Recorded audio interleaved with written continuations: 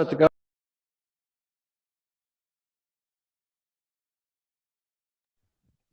All right, it's approximately, oh, this is a really good microphone.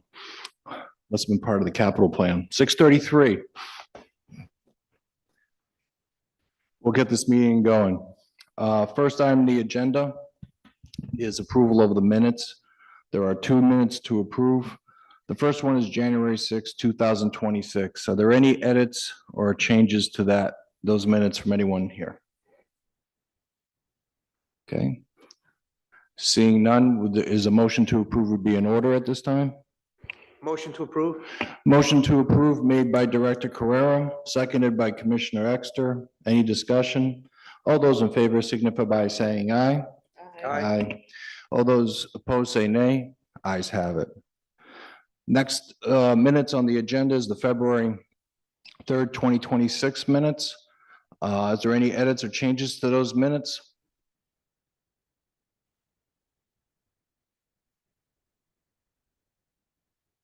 I see none. That motion to approve would be in order at this time. Motion to approve? Motion to approve made by Director Carrera, seconded by Commissioner Mancini. Any discussion? All those in favor signify by saying aye. Aye. All those opposed say nay. Ayes have it. Before we go to capital budget, we will take Lake Street Villa up first. They have a continuance request. It's my understanding, based on this document here, they have requested a continuance till April 7th, 2026. They have also waived the requirement that the statutory requirement that a decision be made within 90 days. So according to the applicant, they are still additional time to complete the water drainage system design. So a motion to, is there any discussion on their motion to continuance? Is there anyone here who'd like to make public comment on the motion to continuance for Lake Street Villa? Seeing none. Mr. Lima, is there anyone online that'd like to make, discuss the Lake Street Villa continuance? There is no public comment online. Thank you, Mr. Lima. Okay.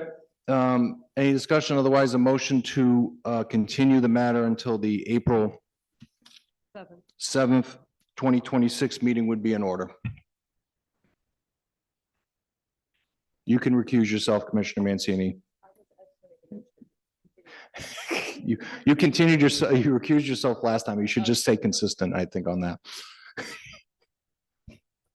Motion to approve? Motion to continue. Okay. Second made by Director Carrera, motion to continue, seconded by Commissioner Exter. All those in favor signify by saying aye. Aye. All those opposed say nay. Ayes have it. Okay. For those at home watching and for those here, we will now do the capital budget plan. After we do the capital budget plan, we will then proceed with the remainder of the subdivision development projects and then go to zoning board review and then subdivision regulations. So capital budget. Let me just start out with this and then I will ask for commentary from Finance Director Zadelis, and then we will go through the departments. Under the charter 6.12 of the City Planning Commission has a duty to review proposals, capital project proposals, for their necessity and for in reference to the financial resources of the city. No project can be included in the capital plan unless it's been favorably considered by the City Plan Commission. The mayor presents the plan that is approved to the council. Excuse me, the mayor presents what has been approved by this commission to the council, and the council may accept, reject, or modify projects listed. And this year we have the capital plan has been proposed here, put together, I should say, compiled by the finance department with the cooperation of the planning staff. Mrs. Zadelis, would you like to make any comments at this point before we go through questions of the individual departments? if I may, thank you, Mr. Chairman or Mr. President. Before you was a capital plan, which is a framework for all of the proposed capital projects in this fiscal years, or I should say, for FY 27 borrowing. The basic rhythm of the capital plan will be upon approval of the plan before you, before us as a commission, it will provide the framework of potential borrowings and potential projects based on the estimates compiled by the respective departments. A note sale in the fiscal year 27 CIP will effectuate a potential borrowing, long-term borrowing in FY 28 with a half a year's interest to be paid in FY 28 in the debt service to commence principal and interest in FY 29. So long-term, any project authorized by this plan commission, subsequently recommended to the city council, will have debt service payments in commencing in FY 29. Okay, thank you. And so another matter I should add is we approve a 5-year capital plan here. When it goes to the city council actually only looks at the next fiscal year, which would be FY 27. So tonight, when I ask questions, my focus will be on FY 27, but I will be looking at, me personally, speaking for myself, the entire 5-year timeline. And so, Mrs. Adelis, just to make clear, so tonight's projects we approve would probably show up as debt service in FY 29? Mr. President, yes, the column entitled 2627, the debt service for the entire year will commence in 29. Okay. All right. I could say a couple of things more, but I think I will just get going. So, as I said, most of my questions to the directors will be focused on necessity, a little bit on some of the financings, but those are basically Director Zadelis will answer those questions if I have any, or anyone else does here. So first, let's start with the school department. The school department, they present here to discuss the $3 million on their capital projects. No, Mr. Chairman, if I can just on that one. Okay. As you see, the FY 25-26 approved CIP by the Plan Commission exclusively had the tail end of the AES charter school, which is expected to be completed by December. The $3 million that is denoted in the 26-27 is a augmentation of the existing funding for the AES charter school. This has been this particular $3 million has been approved by RIDE to be packaged in the 74% reimbursement from RIDE, and any additional differential between what RIDE is will reimburse the city and the actual debt service is slated to be paid for through tuitions of the AES Academy. Okay, so let me just ask this way. I know that the $3 million for the Laborers Academy, is what I call it, is being paid for by RIDE. The other 26% is it still the taxpayers paying for it, or is it the laborers or the school itself paying for it? I'm just trying to understand. The other 27% is slated to come from revenues generated from tuitions from the academy. Okay. Should that be noted somewhere in the bottom when it talks about the financing of these things? Like it says, you can indicate if it's going to be bond authority or like RIDE AES. Just wondering, do we make any And- notation? Do me a favor on the very bottom. Yep. I believe it does, sir. All right, because I see requires additional bonding authority fully funded through RIDE and AES school. Okay. So that's where it comes out, is that RIDE pays for it and AES will pay for the remainder that RIDE doesn't pay for. Mr. Council President, Commission President, that is correct. Okay. Yep. Okay. The other one here is $100,000. And if I may, Yep.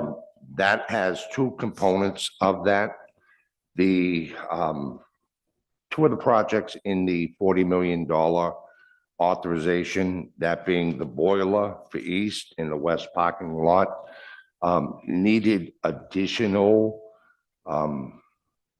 technical services, engineering and architectural services. The 100,000 will go into that, as well as start an assessment of additional school projects for some future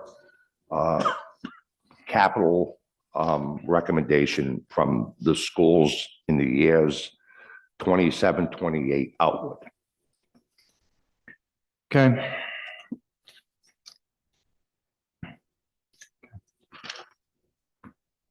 All right. Is there any other questions from my colleagues about the school department's requests? Okay. We'll move on to Fleet Maintenance Division. Is the director, I don't know what the director or person in charge of the fleet maintenance requests here that would like to discuss this? You have to put your microphone on. If you're Director looking- Carrero, you'll be speaking about fleet maintenance? Yes. Okay, thank you. What we do have is vehicles here, but as you can see for FY '27, there is no money being allocated for those additional trucks, vehicles, backhoes, et cetera. I see that. Could I just ask you a few questions on the out years? Just for informational yes. purposes? Okay. The heavy duty dump trucks, what are the life of these vehicles? Because on the report that's provided me, it's 16 years and need a replacement. Does it usually go more than 16 years? Is it 20 years? I'm just curious. It is usually not 20 years. We usually get between 10 to 15 years out of these vehicles before we want to rotate them out.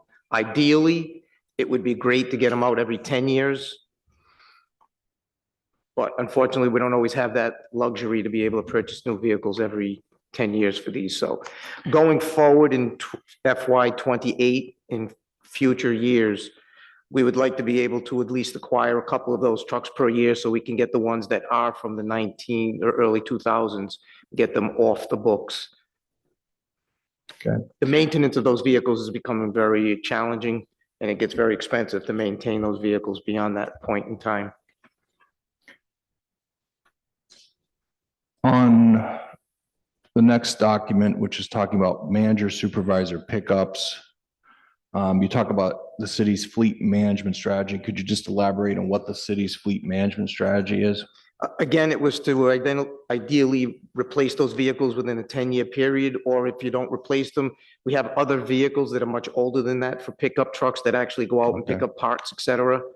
What they would do is take the supervisor's vehicles now, turn those into the vehicles that they use to run errands and pick up equipment, and be able to replace them with newer vehicles for the supervisors. And that would be for 2 vehicles.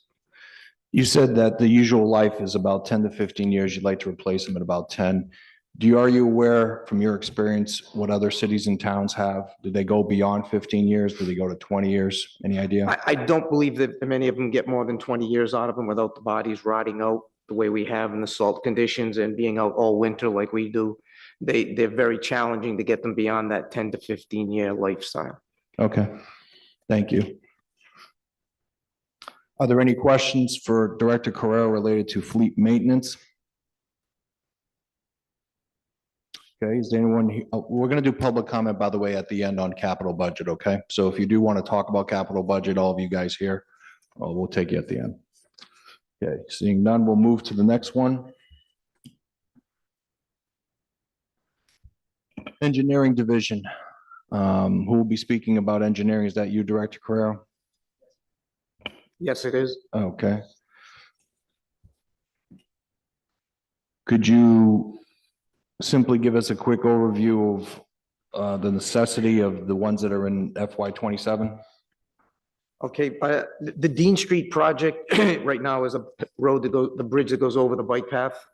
Right now, there is some deterioration of the abutment, so this is a shoring contract, which is just to support those at the, underneath the, what you would call the abutments of the bridge. So we would end up putting in some additional timbers in order to support that bridge while we look at getting a future years to get it designed together to actually design that bridge over again. Kimberly Lane, we do not anticipate any expenditure on that for construction into FY 27.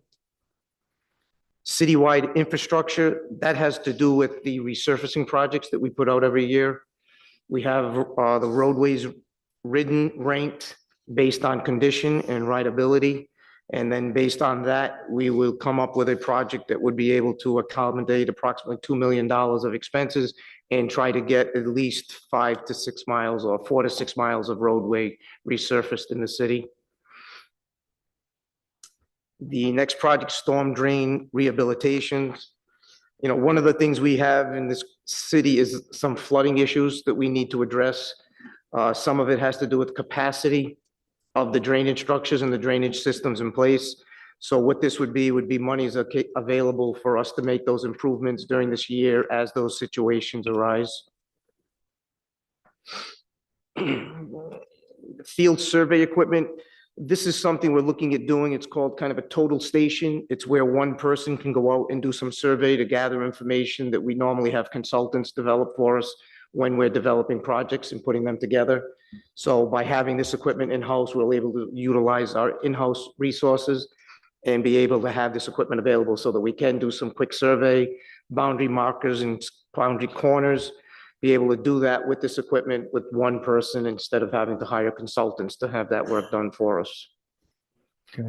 And that would be it again for FY 27. Thank you. Let me start with the last one, the field survey. You say that this will be able to do it in-house rather than use external.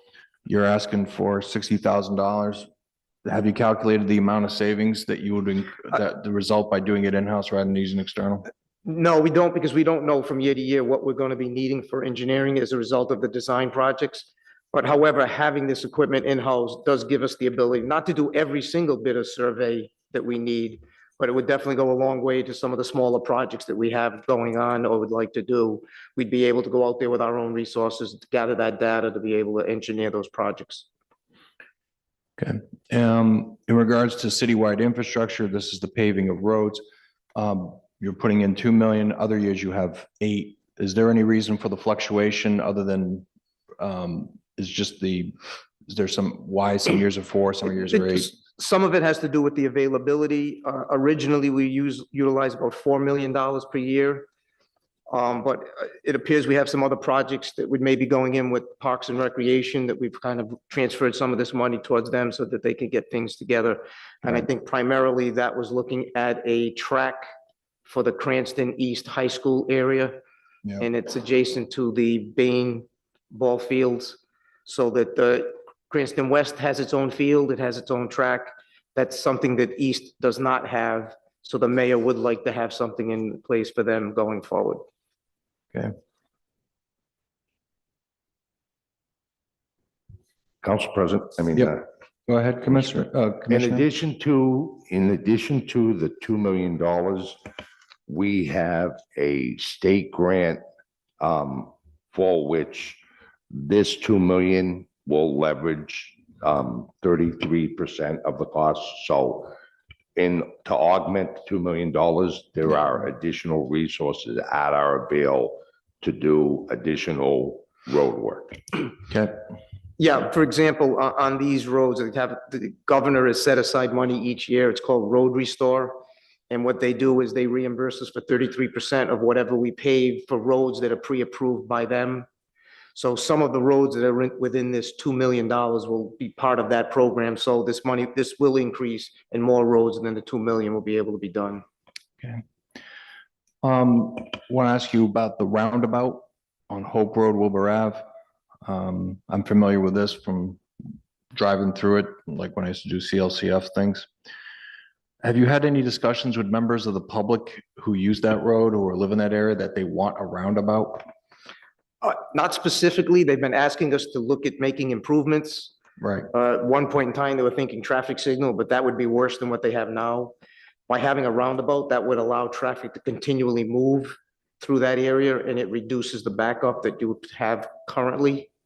We're looking at getting a consultant on board to do that, and as part of that design, we would have a public outreach program where we would have something available to the public to be able to comment on and get their input relative to moving forward with a project like this. okay. Because I just think there'd be different opinions. Why do you think a roundabout is better than traffic signals? Because a roundabout allows traffic to continually move when the traffic is light, and even when it's heavy, it allows people to sort of alternate through that intersection, whereas you have to stop traffic, and usually you have a certain time cycle that you have for traffic signal, which means you'll be holding up those people for that period of time that you have for the cycles, for anywhere from 45 to 60 seconds. So these become more efficient to keep traffic moving relative to the traffic other than a traffic signal. Okay, I just think like, just my own 2 cents about it is I think you should get public input earlier in the process rather than later to see if people really want that. I just hear different things. Some people don't like roundabouts. It's confusing to them, but anyway. One other thing on this, it says, traffic volumes at this location exceed typical residential thresholds. Do you have any, what do you mean by exceeds? Like, do you have is there a standard that you guys use? Not, I'd be curious. It's not a standard. It's just the volume of traffic as the western part of Cranston develops. It's usually exceeding what you normally have at a normal neighborhood intersection. And that's where you would go into utilizing a different type of traffic control device to keep traffic moving, especially given the 4 legs and being able to provide right of way based on the volumes that you have. Okay.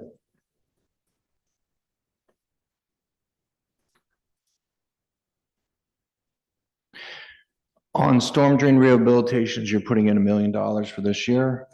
You're looking at existing drainage structures prone to failure. Do you have any idea for repair and replacement? Do you have any idea what locations you're looking at? I don't have the specific locations right now, but we have had a history of some of the problem Sure. areas that we will continue to try to track and be able to come up with some improvements to at least reduce that potential for the flooding that people are experiencing today. Okay.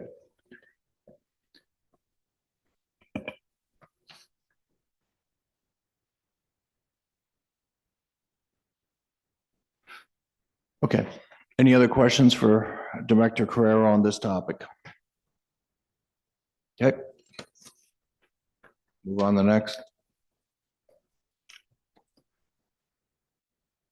Let's see, Traffic Division. Mr. Carrera, I assume you're dealing with that as well? That is one of my 3rd hats that I wear, yes. Okay.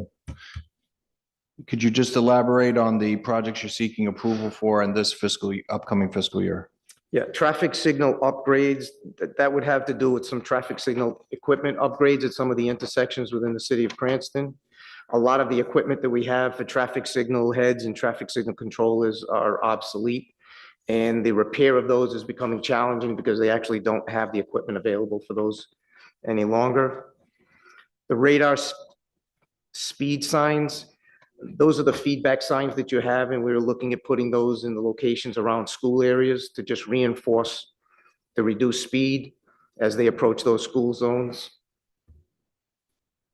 And sign fabrication equipment acquisition, that has to do with, right now, they have to physically go to a computer, and when we make our street signs for your different streets, you actually have to cut out paper on the reflective sheathing that they use, you have to tape it on. This type of equipment they're now doing is it's actually a printer. The printer now prints that on that paper. It does it in all different colors, and then it makes it much easier to fabricate and much quicker to fabricate the street signs that we currently have to replace. Okay. And that includes both software training and the hardware in order to have that printer. On that project, you're seeking 35,000. You talk about a reduce on reliance on external vendors. Do you have any estimate of how much money we would save as a city?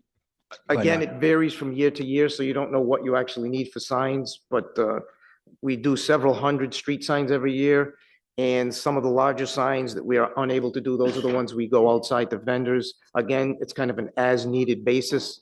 So we don't have a specific.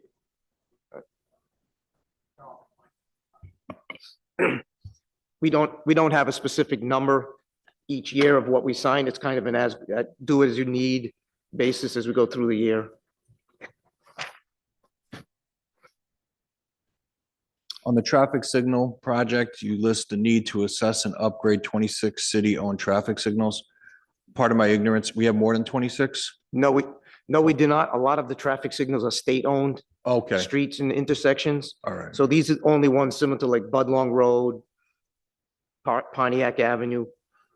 Okay. And when you say it needs to be upgraded to current standards, what's the difference between the current standard and the standard on which these traffic signals operate now currently? By that, they're meaning that the equipment is obsolete and the repair of those controllers is a challenge. We don't always have the equipment. We only have some of the older ones that we've taken out. Yep. And we're trying to using those to replace the parts, but you really need to update them a little bit more. So it's much easier to program and they're much easier to use. On the installation of radar signs, speed signs here on Hope Road at Hope Highlands, and then you have something at Cranston High School, Western Hills, Cranston High School West, and Western Hills. I know there are, what I recall is that there's there's speed signs in those locations already. When I go on Cranston Street, when I go on Hope Road, are you talking about other locations? Because it does say other locations. No, those are static signs. Okay, This is what we're talking about are the feedback signs where the radar picks up your speed and it flashes your speed as you approach that. They have an ability to gather more of the driver's attention all as right. they approach those areas. So that's why it's Hope Highlands right now. And we had just installed a new crosswalk at the Cranston West, Weston Hills area, especially for the ball field at Cranston West. So we would like to supplement those signs as well with the radar signs. Any other questions for Commissioner Carrero on these projects? Okay. Move on to the next topic. Public buildings. Is that you, Mr. Carrero? Or is that Mrs. Ellis or anybody here in the audience? Yep, I think that's number 4. Okay.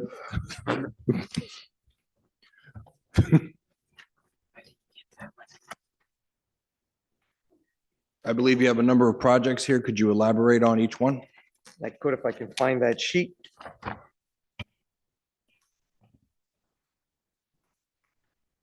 Sure.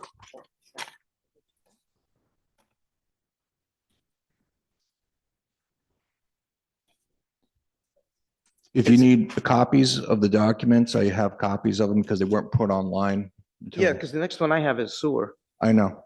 I had to hold on a second. I'll just give it over to you, what I have. All right, did you jump? I know.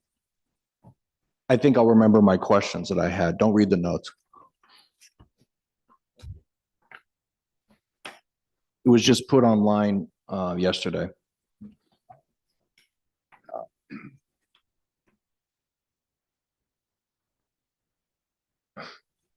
Okay, so you want to go each one or down? Yep. Okay, the first one here is building maintenance. It has to do with citywide building improvements.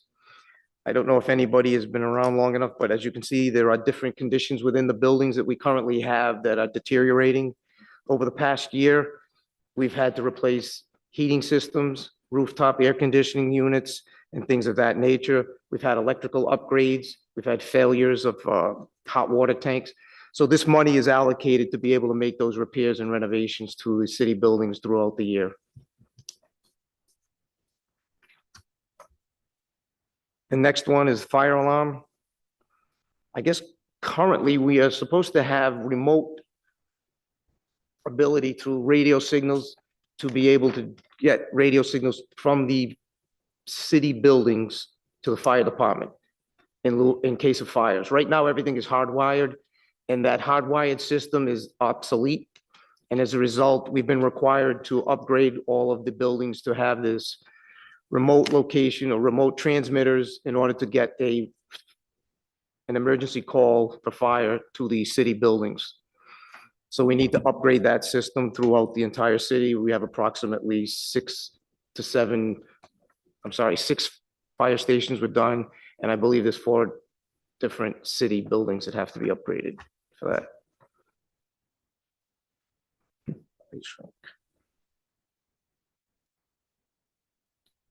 The ice rink, I don't know if anybody's been in there lately, but we've had a lot of issues with the cooling systems. We've had some structural issues that we had repaired in 2026. Going into 2027, one of the major things that has to happen is the front arch of the ice rink right now has been deteriorating. It has got voids in it. It has a hole in it. We have birds nests in several locations. So this is to go out there, clean up those areas and fill in those voids along that fascia arch of the ice rink. So that's what this is for, the $70,000 to take care of that. And the final one is facility acquisitions and upgrades.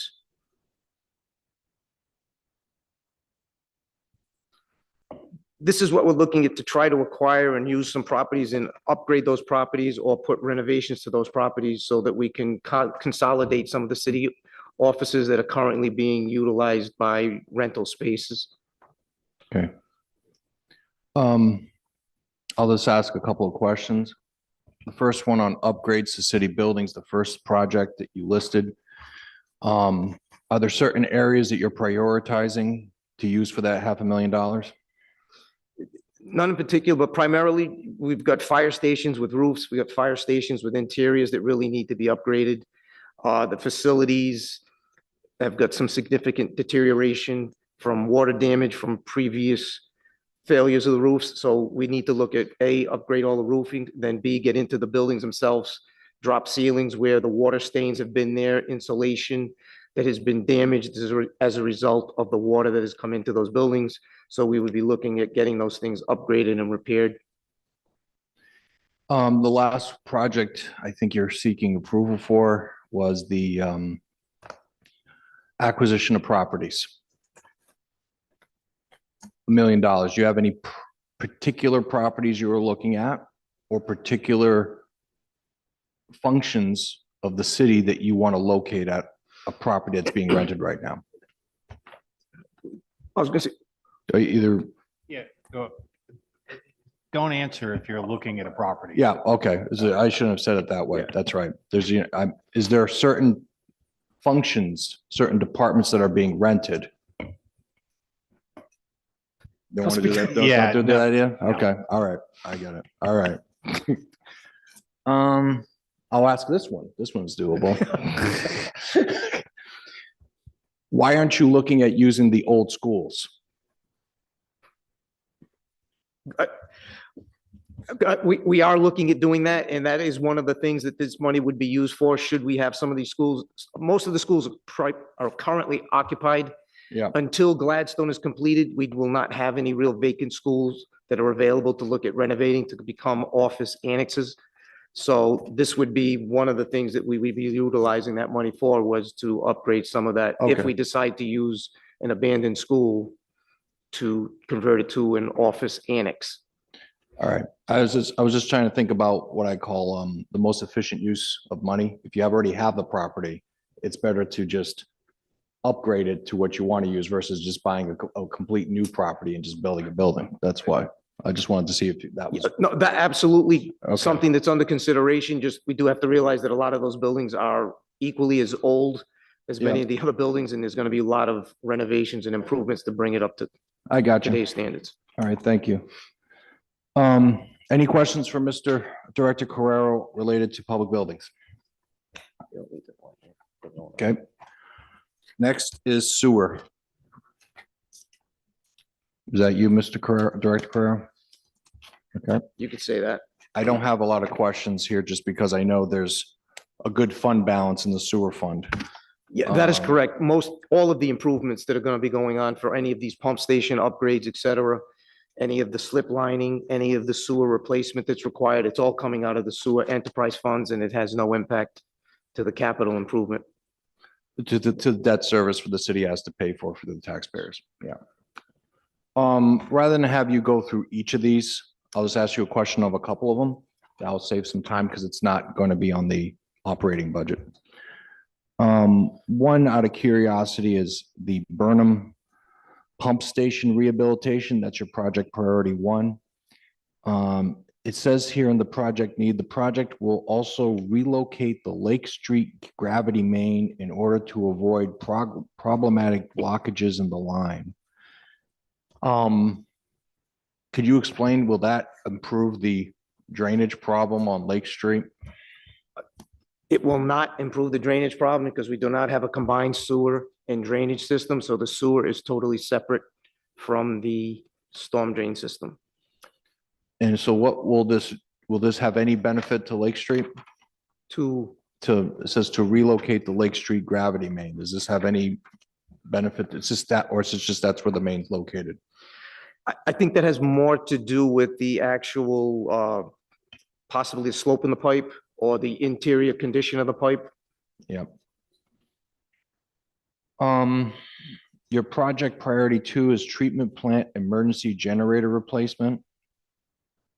It says beyond the expected useful life, no longer available, no longer supported certain parts. What's the you didn't list the expected useful life. Just want to have an idea. What's the useful life for these types of things? 15, 20 more?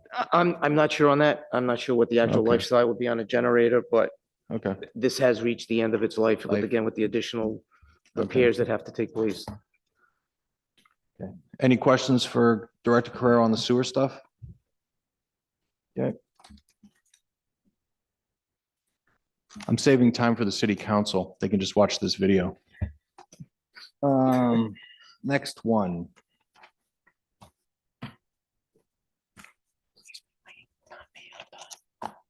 Police. Is anyone here who's going to speak on behalf of the police? Just come to the microphone, sir. Please state your name. I'm Lieutenant Mike Pizzulo from the Cranston Police Department. Hi, sir. How are you? Could you just, you have one project here you're looking for approval for? Could you just explain the need for that project? Sure. So we're looking to upgrade our TASER platform, our conducted energy weapons, as you know, as TASERs. The current TASER system that we run right now is this TASER 7CQ, which is a platform that's beyond its useful service life. It's no longer supported by Axon, which is a manufacturer that makes tasers and other equipment that the police department primarily uses. The new platform, which is the TASER 10, is a much more sophisticated device, allows us more options, and is much more technologically advanced than the TASER 7 CQs. So the current TASER 7 CQ, like I said, is beyond its useful life. The TASER 10 platform would be purchased under a 5-year payment plan. The 7 CQs have been officially discontinued by Axon. They obviously, being discontinued, present a significant operational and safety challenge for the police department. We are also losing a $10 million coverage insurance policy with the expiration of our contract. We are out of contract as we stand right now. after January, middle of January, I believe it was. The older platform also lacks the advanced compliance features such as enhanced data logging, improved integration and body worn cameras, and cloud-based evidence management, all of which are critical for meeting modern accountability standards and protecting both officers and the public.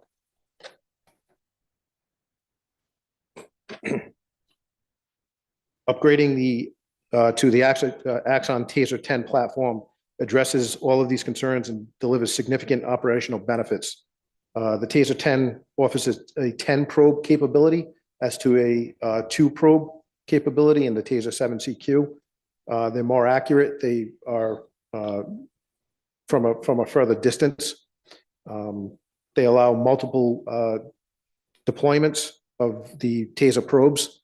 And so the TASER 7 CQ would allow 2 probes that came out, and they would spread over distance, which allowed them to be mostly inaccurate most of the time. The TASER 10 has 10 individual probes, which could be fired one after another until the target is acquired. They also align the new feature aligned with the Department of Justice guidelines and accreditation standards such as CALEA, which we are CALEA accredited. So we would be treading on water, thin ice with not upping these tasers to the TASER 10. Okay.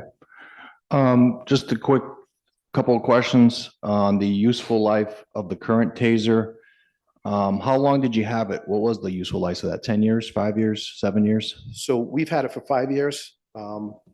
Prior to us getting it, that model was around for a little while. So it's now beyond that useful life. Usually it's about 10 years. We're Okay. already 3 years into the TASER 10. So Is this like a Windows program? Like every once in a while they just come up with something new and you got to get the whole thing? Is that how it essentially, works? that's exactly Oh, what it is. please. Yeah. And they always increase the price, as you know. Yeah, I know. Yeah. I hate when Microsoft comes up with a new thing. I just got to learn the old one and then they want to do a new one, you know? Correct. Let's see. Okay. I understand. Any questions for the police department? Okay, thank you very much, sir. No problem.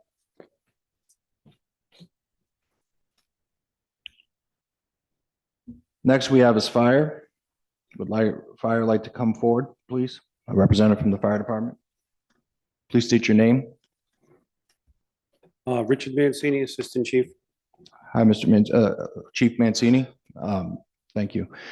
Could you give us a quick overview of the projects that you're seeking approval of for FY '27? FY '27, we're looking for an additional $400,000 to purchase an engine company. When I did the original capital budget last year, I didn't anticipate the dramatic rise in pricing, and we were 400,000 short. So in order to buy a new engine, we need that 400,000. We also have come to the end of life of our Scott packs. We need 1.5 million to replace all of our Scott packs, all of our air bottles. They are now almost 15 years old and at end of life. December of 2027, they'll be useless. And the last item on the budget, which really should be in public buildings, is we need $3 million to move our maintenance division into a facility that they can actually work on vehicles. But right now, the trucks are so big, they barely fit into the building and they can't work on them. And our ladder trucks, they have to work on them outside. And when it's raining or snowing, it's impossible to do. And we will have to send them out at that point. Okay. I'll just ask you a few questions. Okay. First, I'll talk about the first project, which is you have a 5-year plan, it looks like, for replacing certain vehicles and trucks. Yes. What is your strategy in doing that? What's the useful life of these things? 10 to 15 years? Useful life of a fire truck is approximately 10 years frontline. Then it gets moved to reserve status, where it's basically part-time, and we'll keep it there for 8 to 10 years. Okay. And so when is it like completely retired? After 20? Around the 17, 18-year mark. All right. is, is there like any kind of national or, I don't want to use industry standards, but like, is there a national standard? Like, is it 10 to 15 and then 15 to 25? I just saw that online. Not really. What happens or comes into play is the new regulations the federal government puts on our apparatus for safety features and that sort of stuff. Older trucks just don't meet it. Okay. On the self-contained breathing apparatus, you said it's nearing expiration. What's the usual life of one of these apparatuses? Is it 10 years, 7 years, 15 years. 15 years? So this should be good for 15 years then? Yes, sir. Okay. All right, I'm gonna ask you a couple more stuff that I'm not sure is necessary. So you ask here for an additional fire station on the western side of the city. In the past, I've asked Chief Warren, who I'd asked him when he made these proposals, and he indicated that there was, originally this is something we think we may need, but we don't need in the next few years. Why do you think you need a 7th fire station in the next few years? Right now, the building boom in the southwestern end of the city is, they're building a lot of houses there. Our response time to there is in some areas greater than 12 minutes. And that's just not up to national standards. Do the response time, do they get service from mutual aid? They go from like Jackson and Situate and other places to the south? Yes and no. If we have something we need mutual aid, we can call for mutual aid. Right. If they were to be dispatched initially, that would be automatic aid, and we don't have an automatic aid agreement. When you say housing boom in that section of the city, I've been here for a few years now. I'm not seeing I would say, I've maybe seen about maybe six houses that we are approved at preliminary plan stage, maybe a little bit more. I'm not seeing many in the southwest corner that we've approved yet. Can you explain why you're seeing a housing boom in the southwest corner of the city? Off of Pippin Orchard Road, there's Which road? Pippin Orchard Road, in the south end of Pippin Orchard near Hope Road. There's 3 or 4 developments that Perserna has put in. Wouldn't they be served by the fire station up there? Like there's a station in the west up, Yes, sir, that's where they are served from right now, right? and they have a 9 to 10 minute response time. Okay. You're listing 17.5 million for this fire station. That's just the capital costs. I don't think the city has even bond authority to do a fire station out there up to, I think it was approved maybe about almost 20 years ago. It was like 6 million, if I recall, by a narrow margin too, by the voters. Are you aware of any other bonding authority? I am not. Okay. Last thing is, if you build a fire station, do you anticipate there would be an increase in operating expenses, meaning more personnel? Absolutely. That's what I thought. Okay. Next question I have is on the training facility for the police and fire. You have a training facility currently, correct? No, we don't. Do you use a training facility? Yes, we do. We rent time at Union Fire District. We use their facility down in South County. Okay. And do you know how much it costs to do that? The last time I looked, it was around $2,500 a year. Yeah, so it's pretty inexpensive compared to a $3.5 million project, not including interest, right? Yes, I will say yes on that, but also with that, we can only train once in a while versus having our own joint training facility. We could train monthly, daily, weekly. Right now, we have a very successful training, joint training with the police department. We've just been through hostile shooter training with Rescue Task Force. We've been training with the police department. We have our bulletproof attire, and working with the police department, we've become one. And I don't want to see all this training go to waste. It's known that if you don't use something, you lose it. We all learned all the state capitals in fifth grade. Can anybody here remember every single state capital? I know I can't. So my point is, if we have a training facility where we can train and keep the muscle memory in place, we will be able to do our job better. And you said you trained with the police recently? Yes, And where'd you do that? we used St. Mary's School when they had their training. We tagged in with them and trained with them. And so that cost you less than $3.5 million? Yes, sir. Okay. Um,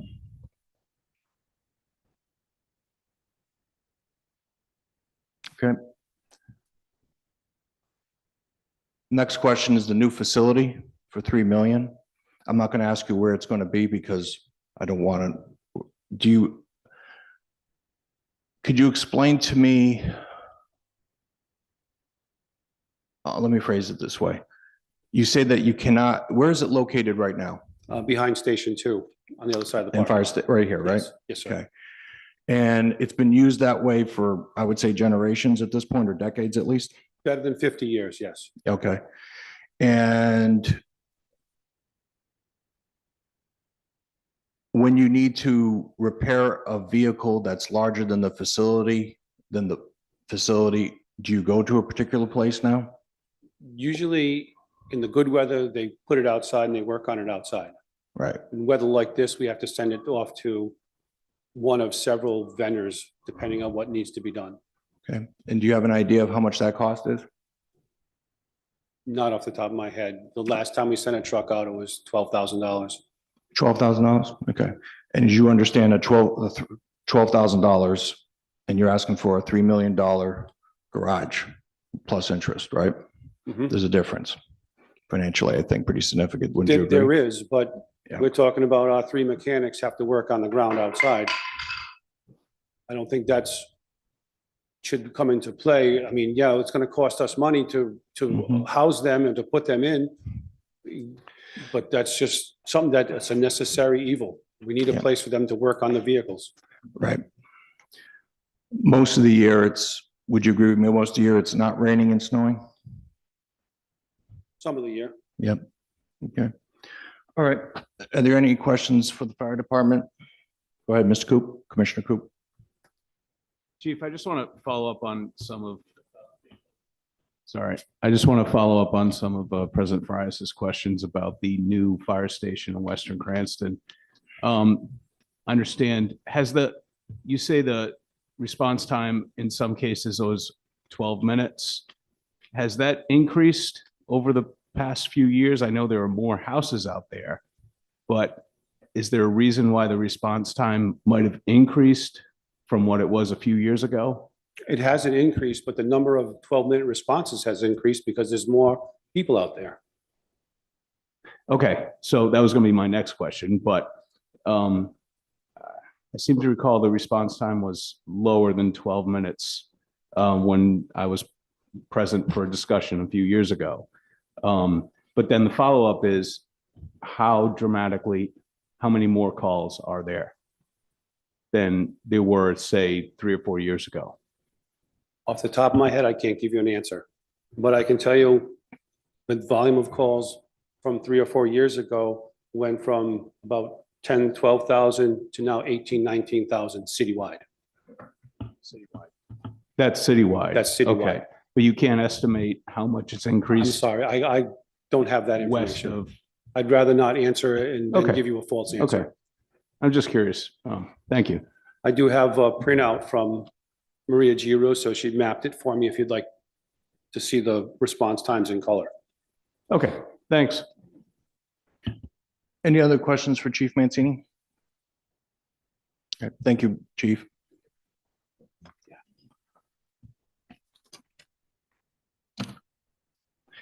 Next is IT. Are you Council handling that, President, yes. Mr. Director Zales? Could you just tell us the two things IT wants? And why? Council President,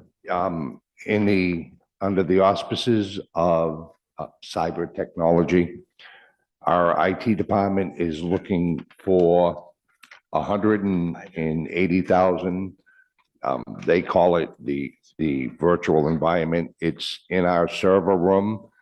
Outdated hardware, servers, and the corresponding software that goes on it, which is the backbone of our both financial software and other GIS software. So it's an upgrade to outdated server technology and software, which we need to update primarily for cybersecurity. And on a related note, the connectivity between buildings or switches, whether it be the city hall in the police station, Gansett Ave, or any other remote sites such as the DPW facilities down on Phoenix Ave, are the switches, which is the routing for the transmissions, are once again in certain areas exceeding their useful lives. Thank you. Any questions for Director Zadelis on the IT? Thank you, Commissioner. Next topic is Park and Recreation. Someone here present for Park and Recreation? Could you state your name, sir? Sure. Stephen Piscopello, Director of Parks and Recreation. Thank you. Could you just go through the FY 27 requests and explain why they're necessary? Sure. First one being Fayfield, a crown jewel, hidden gem in the Edgewood section of the city. It's a 90-foot baseball diamond. We have a very active program there. Unfortunately, it's very limited because they can only play one game an evening. They cannot play a second game an evening, and they cannot host some beneficial tournaments that could bring in some much needed generated revenue at that particular site. It was the entire complex was redone a few years ago. It's one of the better complexes baseball wise that the city has. And at this particular time, I think it's a necessary upgrade to that facility in order to get much more use out of it. What we did this year was we combined playground and equipment needs. Obviously, our infrastructure is getting a little bit older, and the need to upgrade our equipment that we use to maintain the complexes, along with replacing some of our older playgrounds. The goal and objective is to try to replace 2 playgrounds per year. Currently, this spring, we'll be doing that at 2 different sites. And again, if funded, we would try to do the same thing with the necessary funds. Thirdly, one of the visions of the mayor as part of the Bud Long Pool project and now water park is to have a public pavilion where the families can have a picnic area, a leisure type of facility with some shading, some benches to make it a full-fledged family-oriented complex that will be in addition to the pool and the water park that will be a splash pad that will be next to it. As far as the track, obviously Cranston West has had a track for many, many years. And unfortunately, Cranston, the eastern side of the city in Cranston East has not had a track and really is at a disadvantage to be competitive in the Rhode Island Interscholastic League because they don't have the facilities to practice that are necessary to be competitive. So one of the visions was to try to find a spot where we feel a track can be facilitated and can be constructed and would give the children and the kids that are in track in cross country an opportunity to train adequately in their sport of choice. So those are the 4 projects we have slated for this year. And I think all of them would be beneficial for the city and would be an upgrade to the infrastructure overall. Okay, this is, ask you a couple of questions Sure. on some of the projects. Sure.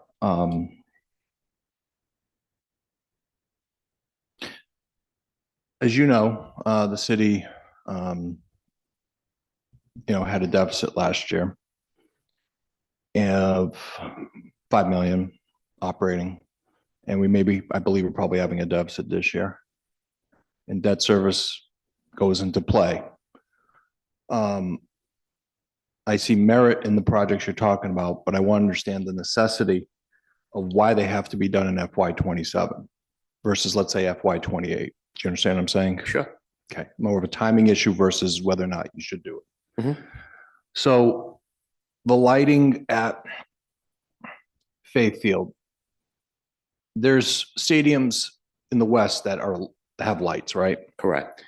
Was that paid for by the taxpayers or by parents or by who? It all depends what complex you're talking about. The one, I'll use the Chafee complex was used by private funds. Yep, Cranston Stadium was publicly funded by the city. yep. And Fayfield would obviously be a request for public funding. Okay.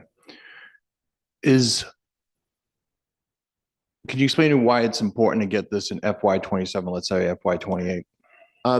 It's been on the table for many years. It's been talked about. I just felt as though because the complex has been redone in the last couple of years, that the amount of use that it has now and potentially what it could have with the installation of lights would really be a boom for that particular area and for the city itself, because again, they're very limited in having one game an evening, and they cannot host any type of a tournament per se, where they can have multiple games in during the course of the day. So I'm not saying that it has to be done immediately, but I just think that it's important that it's on the table and it's discussed, because that side of the city really does not have a field adequate as a 90-foot diamond with lighting. On the Cranston East track issue, Sure. I'm not going to ask you if you have a location, okay? What the location is, but I'm asking, do you already know where you want to put this? You don't have to tell me where, just, Yes. okay. And I assume the city owns that property? Yes. Okay. But it's one step at a time. There has to be a lot of engineering done. There has to be some footprints that have to be taken care of first to see if the size of the facility will be the site that we're looking at would be adequate enough to do it in the proper way. But yes, there is a site that has been mentioned. Do you really think you're going to spend $2 million in FY 27 if you're talking about engineering designs and all this other stuff? I think some of that's already been done. The Okay. track itself, I think it's within the realm of the $2 million figure. I think it'd be, honestly, might be a little less than that. The biggest thing is we already have the site.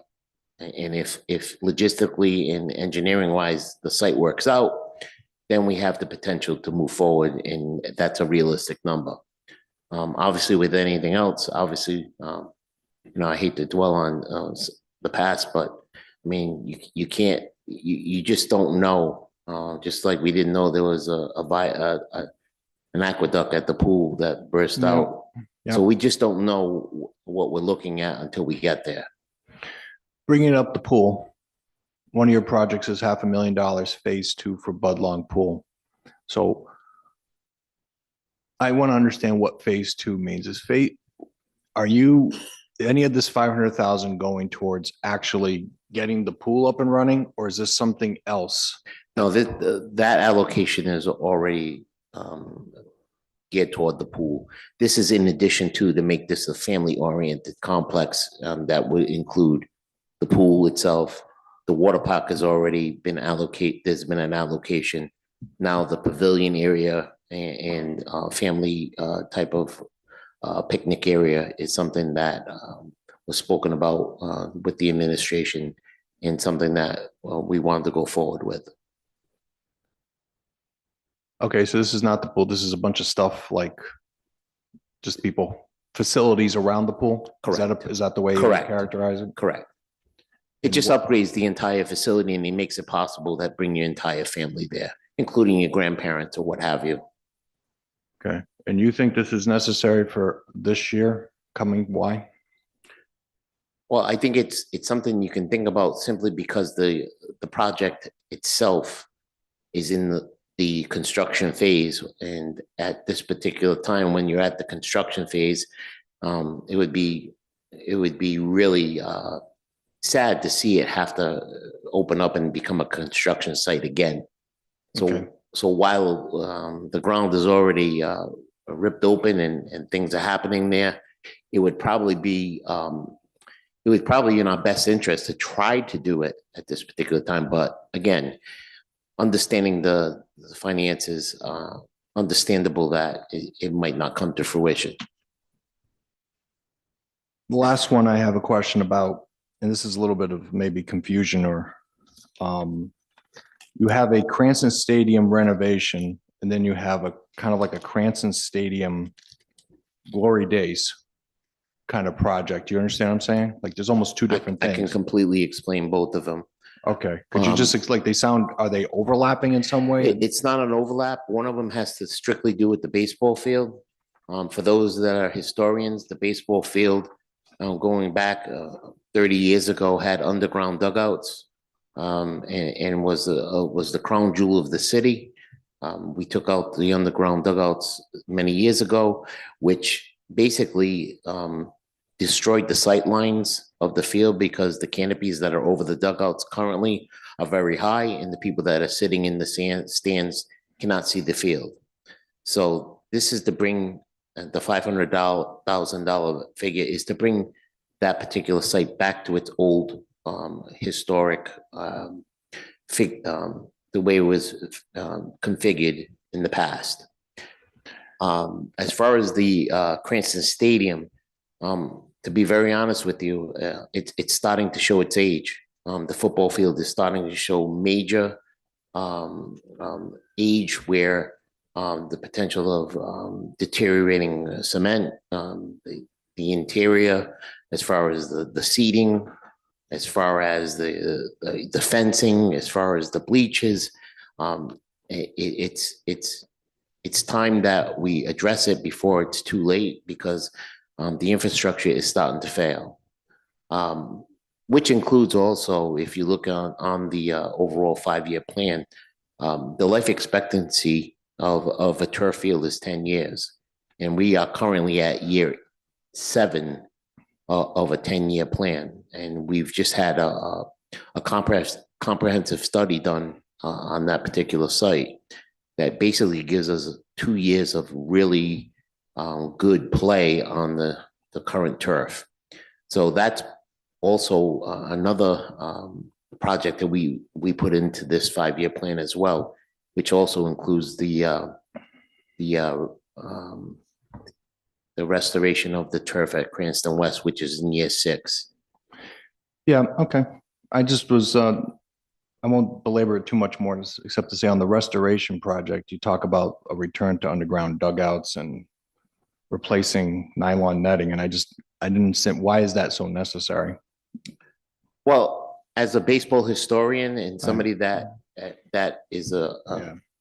likes to have it restored to its original luster, I think it's important that we bring back the history of a facility that has a rich history. Understood. Any other questions for the Director Piscopolo? All right, thank you, sir. Thank you. Next is libraries. Is Mr. Garsha available online?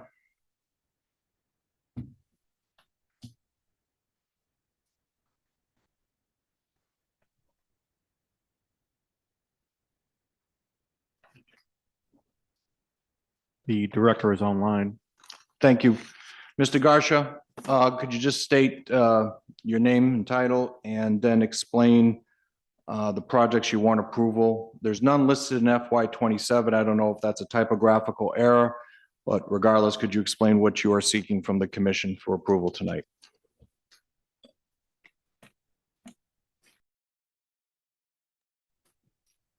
Mr. Lima, we're not hearing him. Director, I don't believe we can hear you. If you want to check your audio settings, let us know in Q&A.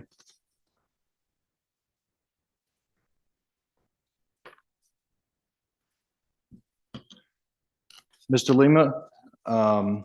Garsha, when you're ready, we can't hear you. It says give him a moment. You Okay. just typed in Q&A.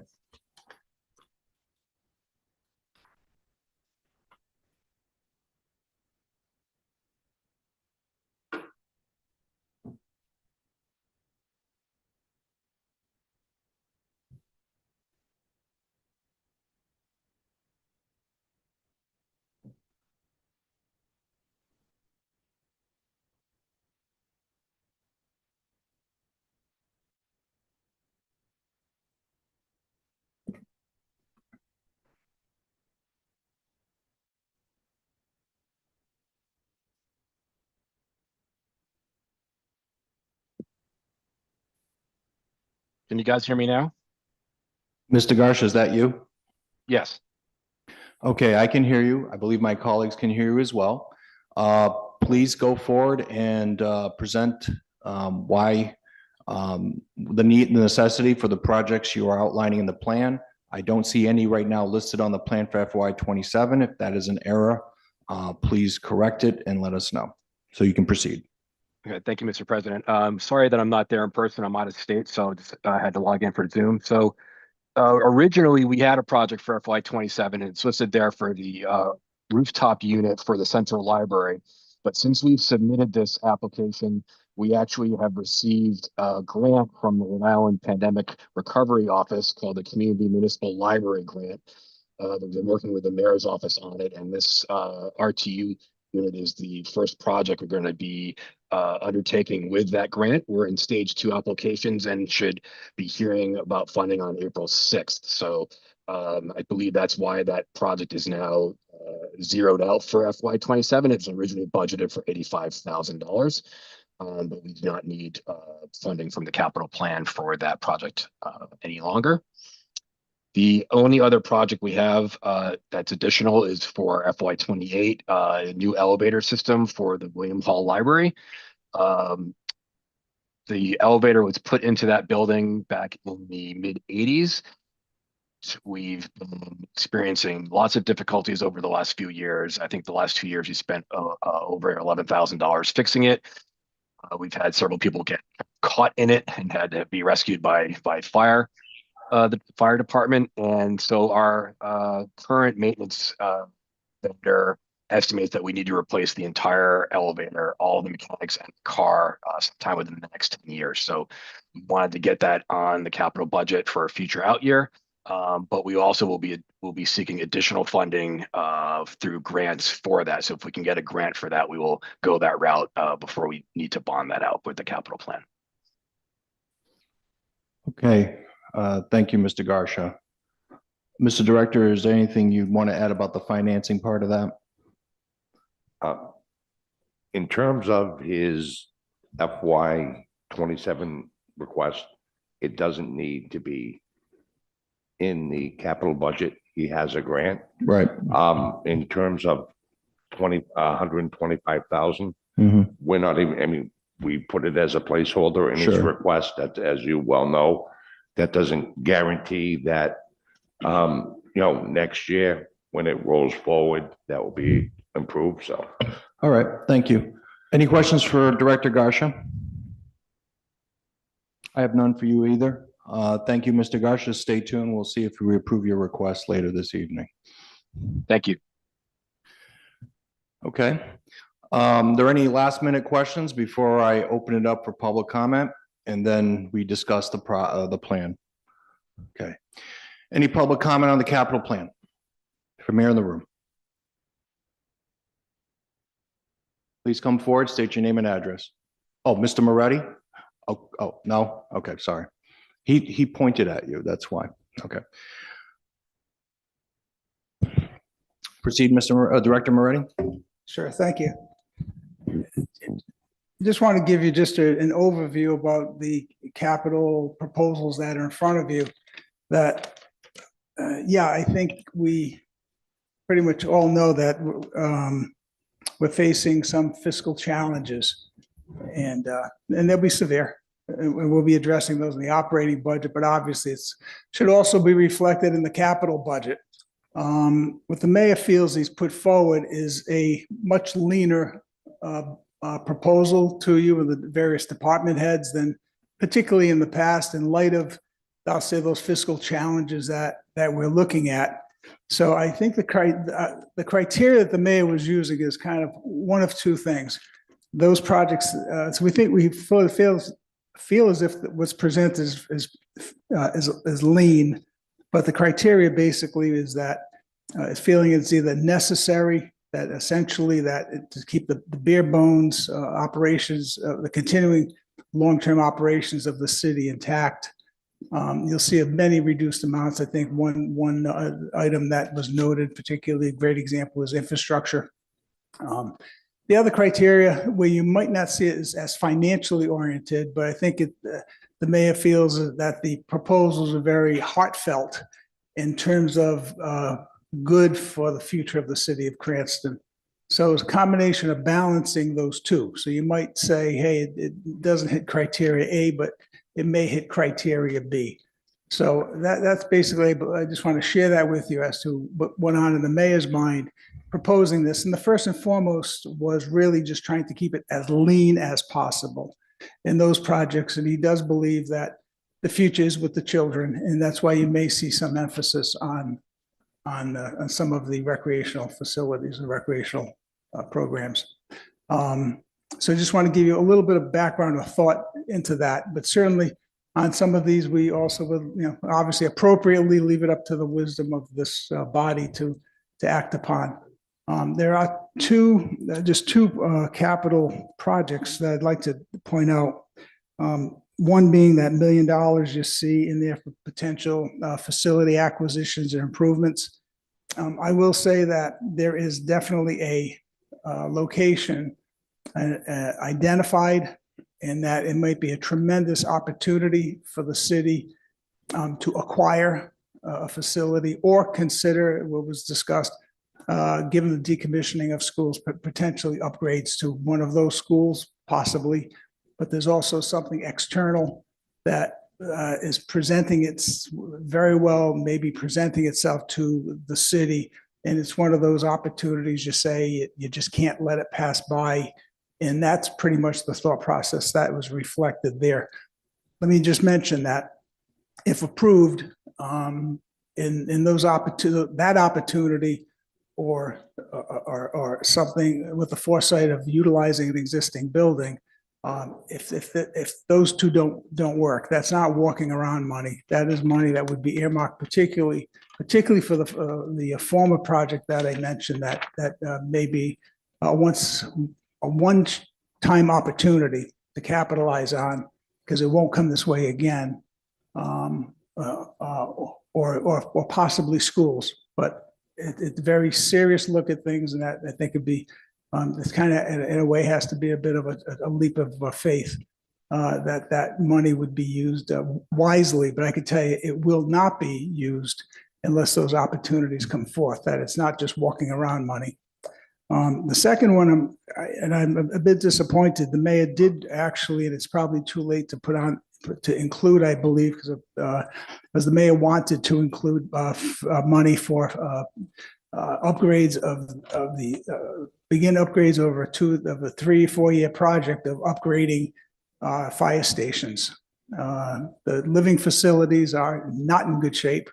The mayor requested internally that it be proposed to this body, but I don't see it. I don't see it on this list, and it's probably too late to include now. And if legally, maybe ask the attorney, it's not, if it's too late to amend this document, but the mayor did request it, and it did not make it to this list. too bad for us. Is that correct? Okay. Any questions of me? Thank you. Right.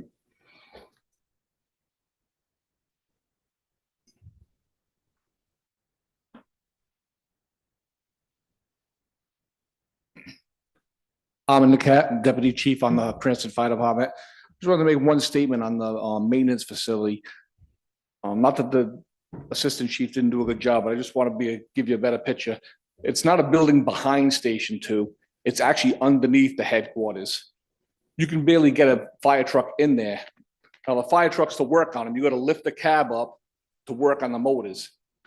So when they're working on a fire truck that does fit in there, they might be able to lift it up maybe a third of the way, and they have to put 2x4s in there so it doesn't come back down on them.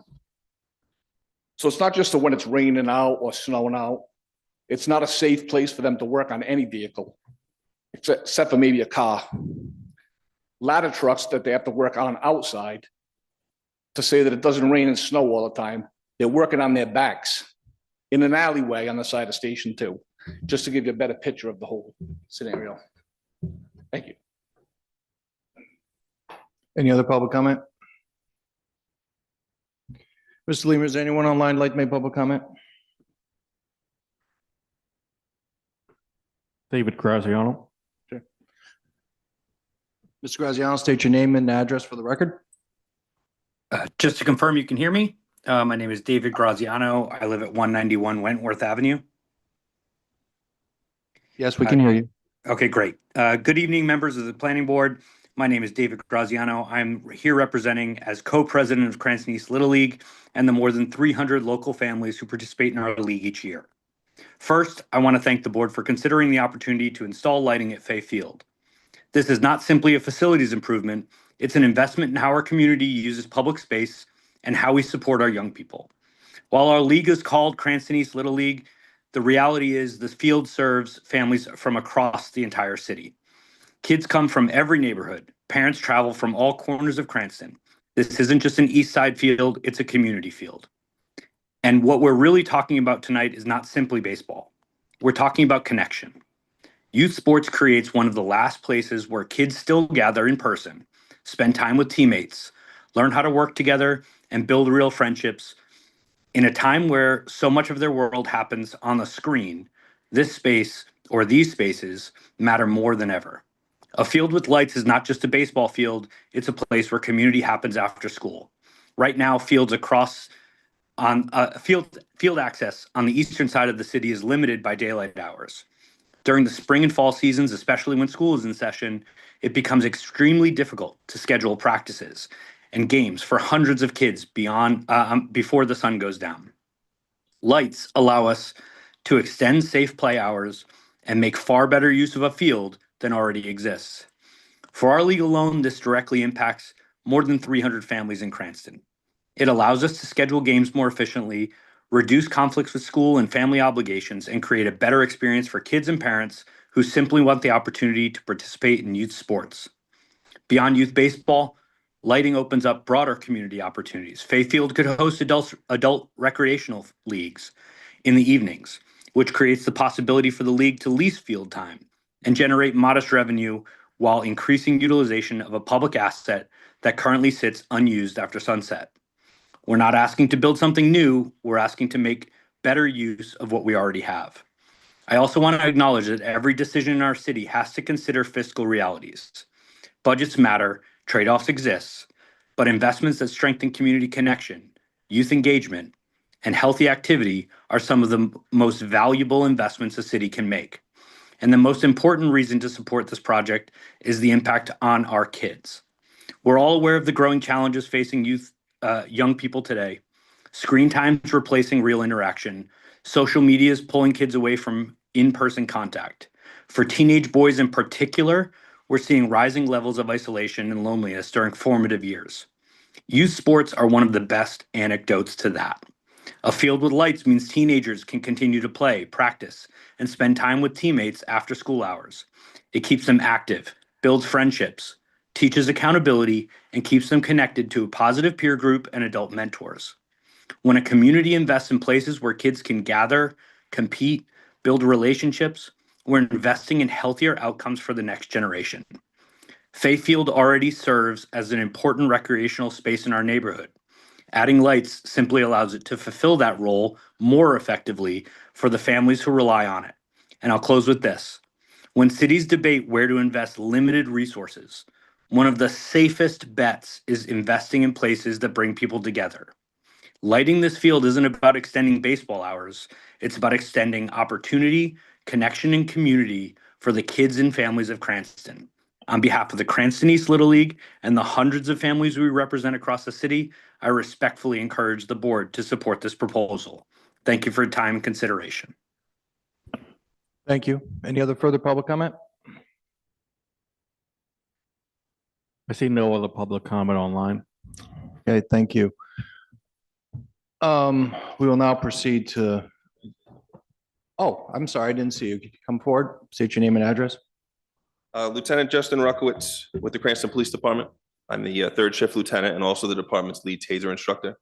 Lieutenant Pizzula did an excellent job describing to you many of the reasons why we need to upgrade our taser units from the taser 7 CQ to the taser 10 unit. And while it is very expensive, one of the things that he did mention was the fact that not being under contract, we lose $10 million insurance policy with Axon.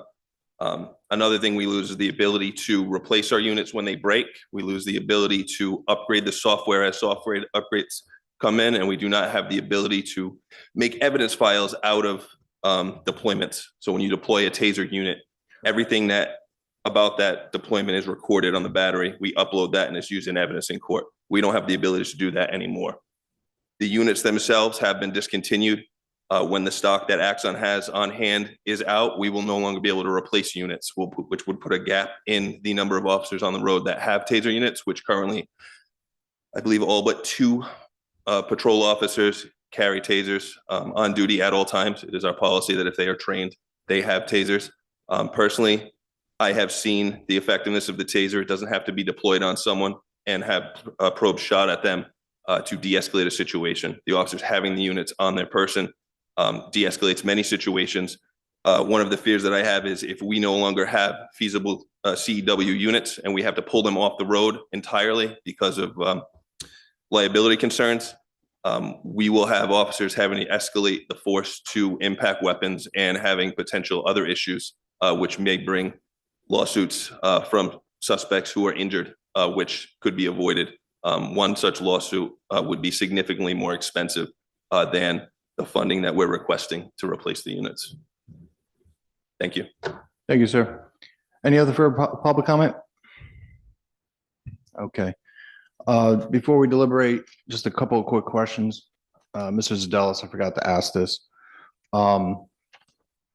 Generally, the city goes out to bonds basically like maybe 20 to 30 years more generally. Depending on the project, up to 30 years. Yeah. Basically right now, recently we've gone out to bonds. Basically we get like a 5% yield approximately. Yes, but up until recently, rates have been going down. Correct. Could be lower, could be higher. You don't know when you actually go out. I get it. Most likely when we go to market, it will be below 5. Okay. And the last question I have is, I went and reviewed the debt costs for the city in our operating budgets for the last decade. For FY26, the number I had was about $12 million we budgeted for FY26. Is that more or less the amount we're headed towards, or is it a little bit higher? Right now, it's going to be a little bit higher. With an upcoming bond sale, that the budget that we have now has embedded in it some premium because of to pay off note interest. So yes, it will be. Right now, if I had to give you a number, the number in the budget is probably somewhere a little over under $1 million, worst case. Okay. And for FY27, you have any idea what it looks like right now as you prepare the budget for FY27? Through the chairman, the last year's bond, and one thing is when you were asking questions, there's 2 components. One is the increased housing aid. Number two is the increased debt service. I believe the number for increased debt service exclusive of any housing aid is 3.2 between the two. But we have a loan of approximately $1.2 million coming off being retired. So when you say a loan, I want A previous bond. I understand. I know what you mean Yeah. by previous bond, previous loan. What I mean is 1.2 is coming off. You mean total on the debt The service, last not a loan payment. of 1.2 Yeah. million. The Okay. actual right. 1.2 is defeased in 27, I believe. And the current the current bond, they have better equipment over here than we do next door. The current bond that we'll be going out with Yeah. is predominantly the schools. It will be issued through Rhode Island Health and Education. It will have a premium, and so there'll be no anticipated increase in debt service in FY 27. That also, with the additional housing aid, will hit in FY 28. Okay. So would you, there's a lot of numbers going around, Yeah. but I would say is like, it's not going to be more than 13 million next year, FY 27, 28. Is that more or less? When you're back? Probably a little more, but until I get a better handle on interest rates, I can't give you a. Okay, that's what I'm just trying to get a handle of how much it's going. Okay. All right, sorry for that. I just wanted to understand, because one of the things, we look at necessity, we look at the financial resources of the city. And in the past, I've looked at basically the state has a study that comes out every year, the Rhode Island Treasurers, and looks at how we look at from a debt perspective in all the cities and towns, and we're always in the green. Unfortunately, last prior year, we had a budget deficit. We're headed towards one this year. And I'm concerned about increasing debt service very quickly is my concern, more or less, in future years. From FY 2010 to FY 21, our debt service went from about 9.7 to about 10.7. So that's a very small amount, like basically a 10% increase over 12 years.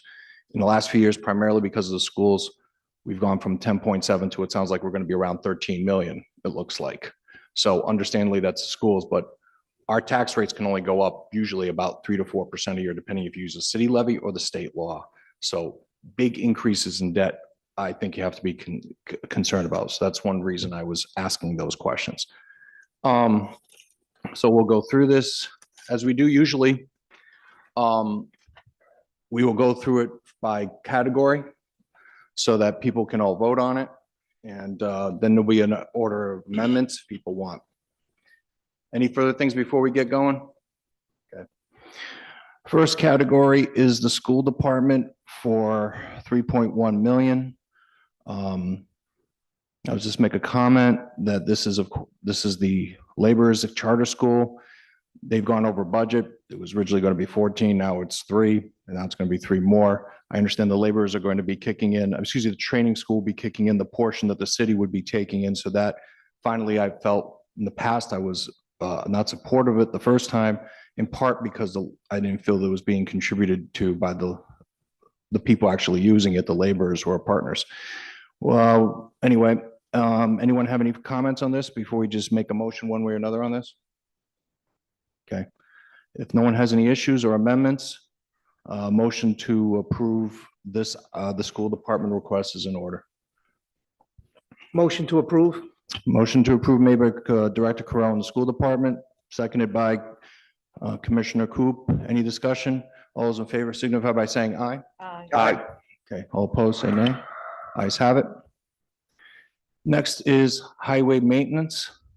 I really appreciate that highway decided to put zeros in FY 27 as a taxpayer.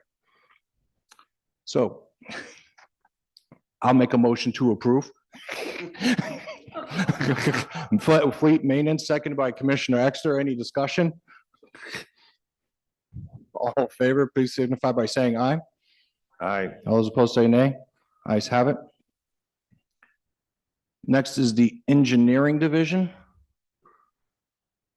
Is there any amendments people have? Otherwise, it's a motion to approve the projects on engineering. Mr. President, I'd like to ask a question. Sure.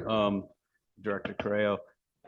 60,000 for field survey equipment strikes me as something that should probably come out of an operating budget. Typically, survey equipment sounds to me like something that's not a capital investment. It's not a building improvement. It's not a truck with a lifespan of 15 years. Particularly given the small amount, is there a reason it's in the capital budget and not the operating budget? If I may, similar to the IT equipment, one would say that's not a capital. You can, Well, I'll get there. okay.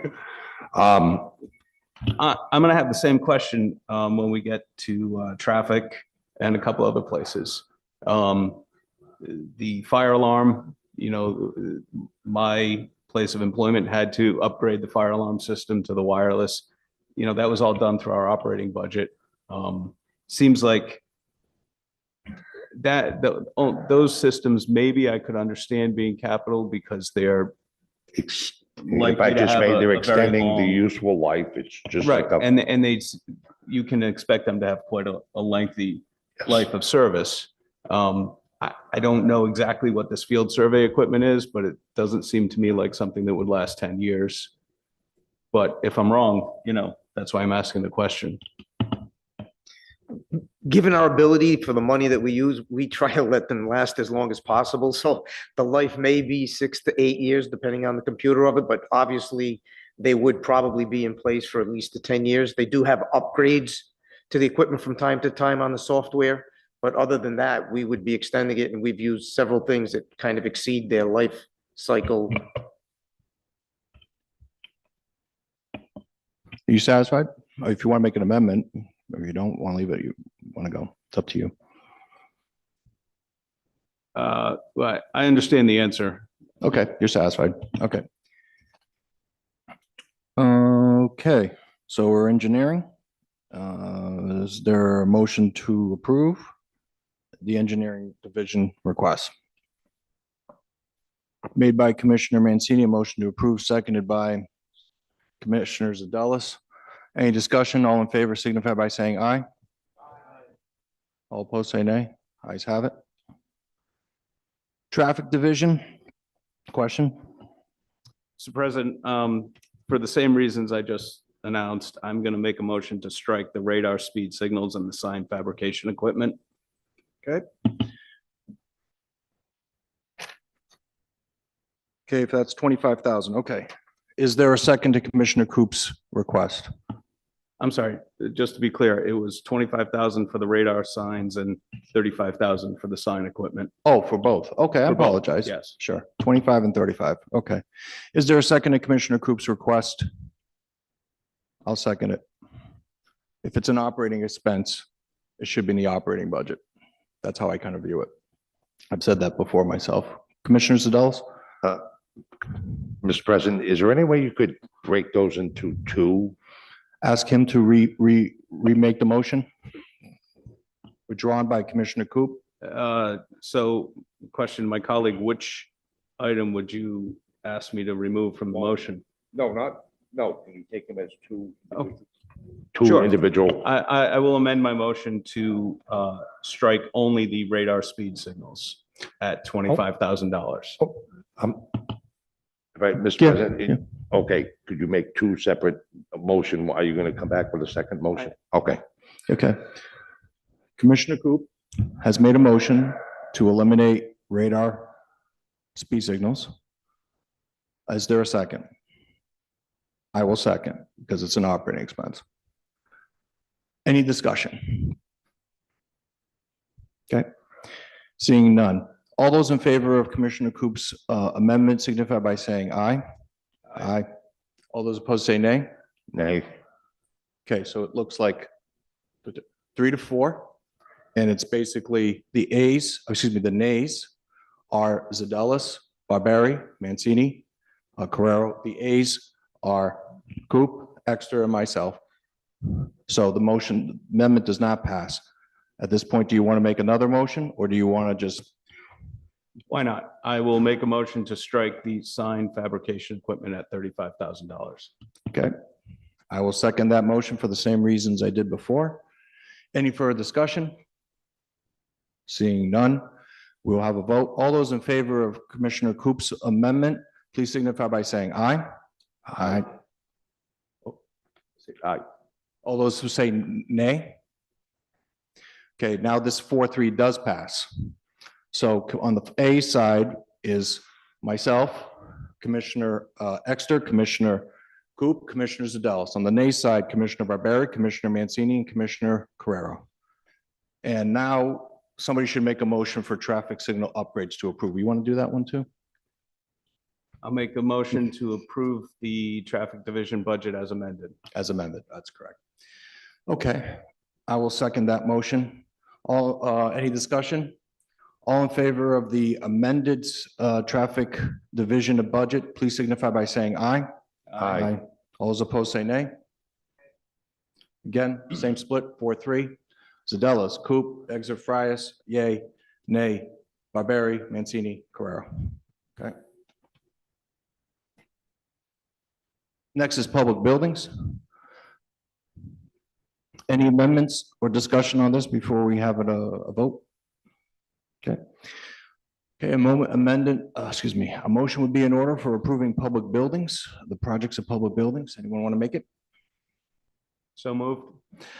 Moved by Commissioner Coop to approve all public buildings, seconded by Commissioner Exter. Any discussion? All those in favor signify by saying aye. Aye. All those opposed say nay. Ayes have it, I have a question. correct? Did you vote on the whole traffic budget? I know you had voted on the Yes. amendment We Four to voted three. on the traffic budget as amended, as amended. as amended.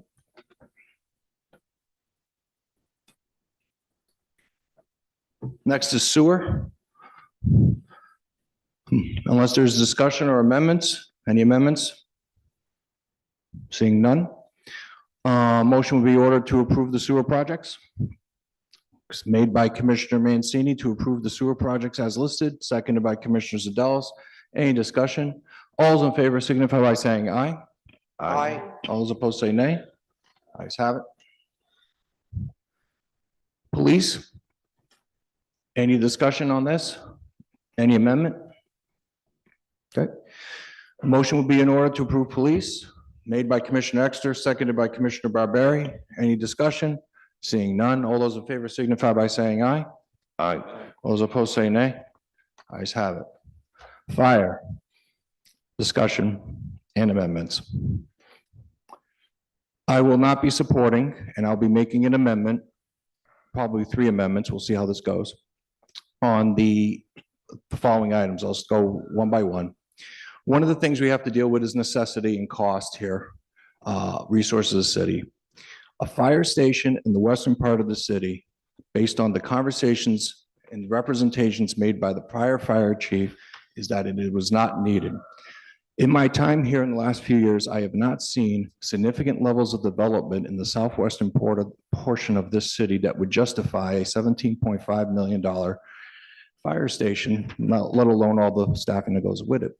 And a $17.5 million fire station, if it's 30 years at a 5% interest rate, would be over $30 million. $30 million over 30 years is about $1 million. So you're basically 0.5% on our property taxes. I believe that it's more cost effective to use mutual aid if necessary. And as I indicated previously, I have not seen the growth that would justify such an investment. And actually, we don't even have bonding authority that would cover this. I know it is not in the current year, but it's still, I believe we should not have it in here. If there's growth at some point, we can consider it. But at this point, I believe it's premature. With that said, I'll make a motion to strike this line item on the fire station. Commissioner Coop? I'll second the motion. Thank you, Commissioner Coop. Any further discussion? Okay, Yeah, if I may, correct. the only thing I did want to reference the fact when they speak about that southern part of the west of Cranston, keep in mind, some of the developments that we've had proposed recently in that area, one of the reasons why they believed that it was not something that we should be approving, and that was for a 40-something lot subdivision, was the fact that the rescue and police response time was very high. So although we may say it may not be that high, when you look at the map, it does appear that there is some sort of significant difference between that and the central and eastern side of the city. I recognize that, Commissioner Carrero. That's why I think you have mutual aid coming from Jackson. I'm not sure that this shows what the time is for Situate to get in there. I'm not sure about that. This may be just I'm not sure if this is the entire, I look at this as a big picture. Like, we're not just Cranston, we look at what other people, the Providence calls on us as well. So that's why I thought it was not necessary. Second is, the other thing I want to respond to that is, if there becomes a time with Vaughn Lane that comes forward, we can phase the project if we approve it. And also then that could become more relevant. But we didn't approve Vaughn Lane. So I don't believe in authorizing something until I know I actually need it. That's how I kind of look at it, because especially when you're talking about $17.5 million. I guess I don't disagree with what you're saying. The only other thing is, I am not a fireman, but I thought that when you're talking mutual aid is usually something that they respond to after we have responded and we can't handle it. I don't think you can call Jackson and have them come in and make a rescue call or a fire call at that end of town without notifying us first that we can't make it. That's possible, I agree. But it would be like, you could call them and say, can you get there? I just know that mutual aid does occur. So I know that that's what it is. Anyway, Commissioner Coop? Yeah, I'd also like to, my question about the number of calls is based on this thought process. I understand response time is a little slower, but that's the nature of the area. The roads are narrow, they're windy, they're hilly, you have to drive slower. And if you put a fire station out in the corner of the city to service that area, they're not going to get anywhere else in the city. So are there enough calls to justify a fire station out there manned, now we're buying equipment, we're hiring more staff, we're filling that station. And, I live there, I live in that corner. I don't see a whole lot of activity out there. Of those calls, I know where a lot of them come from, and it's not out in the southwestern corner of the city. So before we go build a fire station, I would need to know, not just, I understand it may take 12 minutes to get from Situate Avenue or to get from Oaklawn Avenue out to Phoenix Avenue where I live, but it also takes 12 minutes to go the other way. So they're not going to be responding in a timely manner to any calls on the other side of the city. So do we really have the need to fill up a station in that corner of the city? I don't see it. I agree with Commissioner Frias on that. And that's why I seconded the motion. Okay, I mean, again, I agree with what you're saying and how you're saying it. My only concern is, it's not something we're doing next year, and it's not something we're doing the fiscal year after. I think it was just to keep it on the file and on the record that it could potentially be there in the future, and a couple of years from now could make a big difference. And I guess it could get added at a later date once the need is there. I was just hoping that maybe we'd be a little more proactive than reactive. It could be added at a later date. Almost every year they come in here and ask this, and almost every year they get rejected because the need is not there. First, to me, you must demonstrate the need. If there's a whole bunch of people and a whole bunch of developments going there, as you're saying, Commissioner Coop, I can understand it. But this is a somewhat rural area, and when you live in a rural area, there are things that you don't have like an urban area. One of them is the quickness of the services. So, and again, $17.5 million to me is nothing to sneeze at, just on the cost of the facility. Never mind the cost of staffing it, which is another. I didn't ask how many staff people would be there, but it's not going to be one person. So that's why I made the motion. Any other discussion? And just the fact that I just hope that the people in that area, when we do talk about developments, that that does not become a reason as to why we should not approve a development in those areas. If that became an issue about, look, I don't want to, I'm not going to speak to an application that hasn't been submitted yet, okay? When the time comes, we'll talk about it. People talk about lots of things when an application's filed. We'll deal with it when the time comes. Okay. Any further discussion? Okay. All those in favor of the motion of removing this item from the capital budget signify by saying aye. Aye. All those opposed say nay. Okay, so that's a 3-4 to keep it in. The three in, excuse me. Okay, the three to take it out that did not succeed was myself, Coop, and Exeter. And the 4 that wants to keep it in are Zadellas, Barberi, Mancini, and Carrero. Okay. The next one is the training facility. This is a $3.5 million proposal. Again, if you put $3.5 million and you basically do 5% over 30 years, it's about $7 million approximately. I have heard that they can use a training facility now in South County that costs a lot less than this. And if they want to work with the police, they can work with the police in other locations that would cost a lot less than this.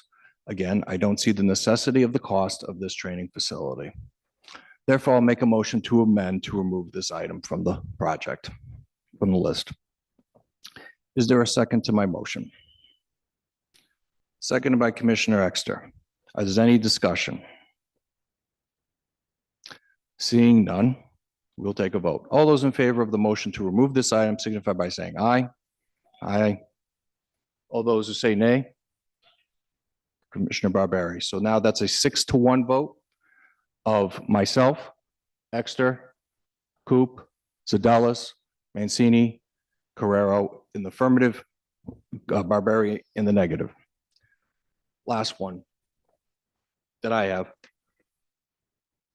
The garage. This is a $3 million proposal. Again, and this is an FY27, which we are having some fiscal issues and will add to the debt service in the near term. It will then, if it's over 30 years, it'll be about $6 million if it's 5% interest. I do not see the necessity for the following reasons. They can work on the facility outside in warm, in sunny weather. They can work in the facility indoors as long as there's room for it. And when there is not room for it, they send it out at a very low cost, what I heard of a few $1,000s versus 3 million plus 3 million of interest. In particular, in this fiscal time where we're having issues with just the challenges that we're having, I am not comfortable with this project as a necessity. For those reasons, I'll be making a motion, as I do now, to remove this item from the budget. Therefore, I make a motion to remove this item from the budget. Is there a second to my motion? Mr. President, before I second the motion, may I ask? Sure. Because I do believe this facility is important, but I also agree with your concern about the finances for the upcoming fiscal year. Yep. Would you consider moving it to an out year to leave it in there? As a way of trying to get the 4 votes, I will. So what year would you like to move it out of 27?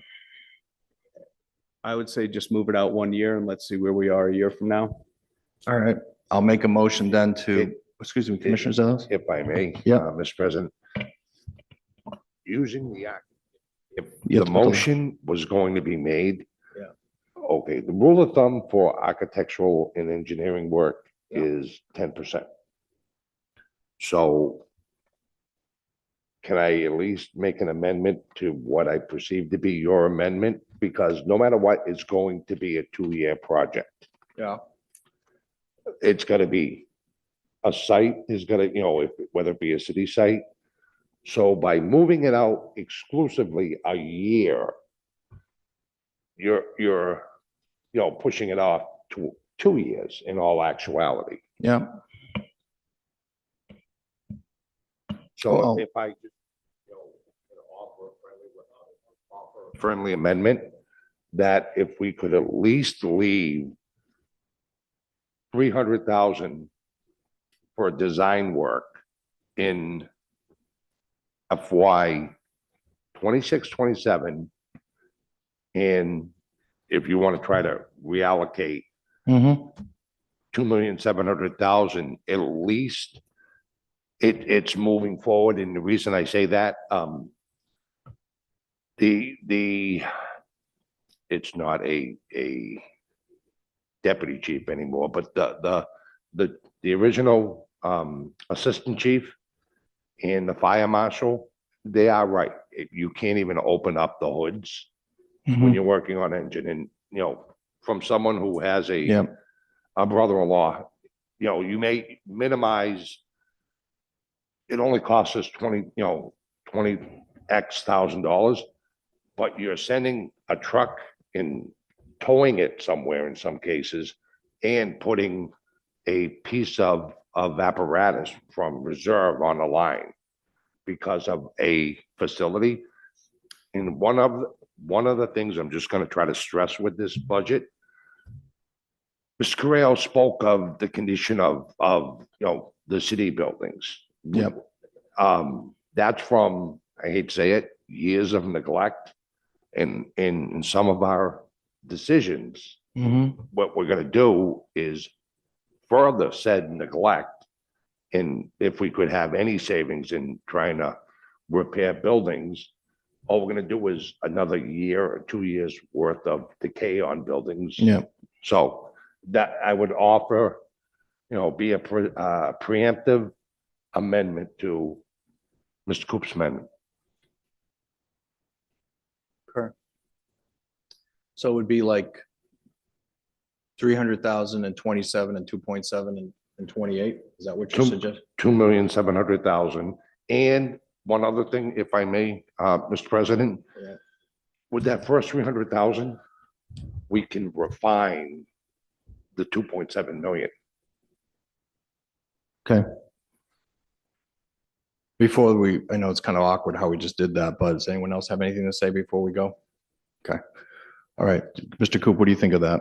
I would second. Okay. So So it's your motion, I'll second your amendment. I'll now make the motion clear, is that we split this up to 300,000 in FY 27 and 2.7 in FY 28 on this garage line item.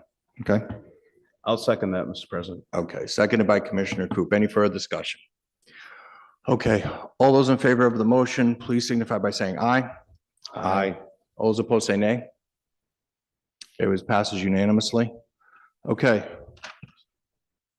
Anyone have any other amendments to the fire department budget? Okay. A motion would be in order to approve the fire department budget as amended. So moved.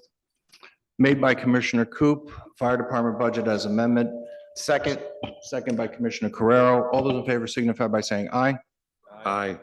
Everyone's an aye. Okay, I'm a nay because I don't believe in that fire station. Okay, so it's 6-1. Okay. Next is the IT project. Anyone want any amendments to this? Okay. I just want to ask Commissioner Zadelis, again, particularly the switch upgrade, that's not something that could be paid out of operating funds. It has not been budgeted in our operating budget, so it would be a new add-on. And I have to give some compliments to our IT director and her staff. And quite frankly, the actual switches that we're replacing, she's exceeded her useful life, and they're gonna run 10 years. I don't question the need for it. I understand the need for it. I actually know a little bit of the history of the IT system. But this habit of capitalizing operating expenditures ends up costing that much more down the road. And I just think it's a bad habit. And if I just may, in terms of, I honestly don't know what the source of funds was on the purchase of the original servers and the original switches. But I can tell you that independent of this, she has sought out grants for some of the items, more so on the cybersecurity that were clearly operating. So this is one that we all agreed was capital, and they shall be out there for 10 years, both the switches and the service. Okay, you're done? Okay. All right, if there's nothing further, a motion to approve IT would be inappropriate, would be appropriate this time. Anybody like IT? Motion to approve? Motion approved made by Commissioner Carrero, seconded by Commissioner Zadelis. Any further discussion? All those in favor signify by saying aye. Aye. All those opposed, all opposed say nay. Ayes have it. Unanimous. Park and Rec. All right, I'm not going to make any amendments here. I've thought about it. I really don't know if these are really necessary in FY '27. But if somebody wants to make an amendment, I'll listen to it. Okay, all those, any discussion, any other amendments? All right. All those in favor, someone make a motion on the Park and Rec projects. I make a motion to approve Parks and Recs as presented. Okay, and a second to that motion, seconded by Commissioner Exeter. Okay, any further discussion? All those in favor signify by saying aye. Aye. All those opposed say nay. Ayes have it.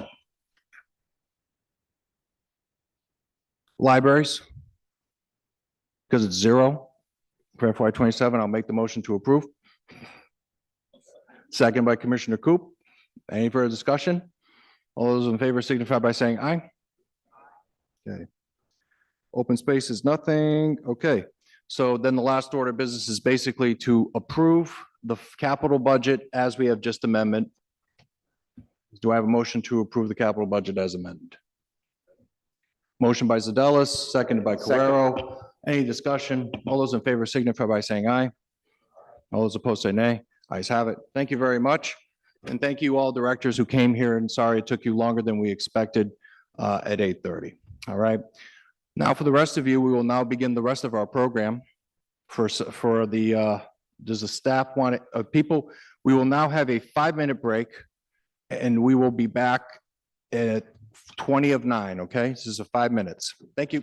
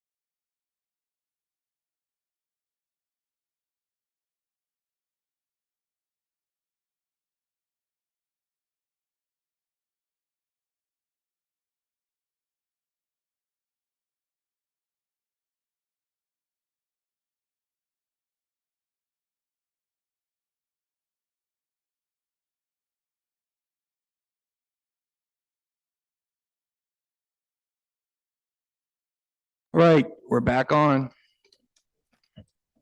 Let's get settled in here. Sorry, we took a few more minutes than we should have.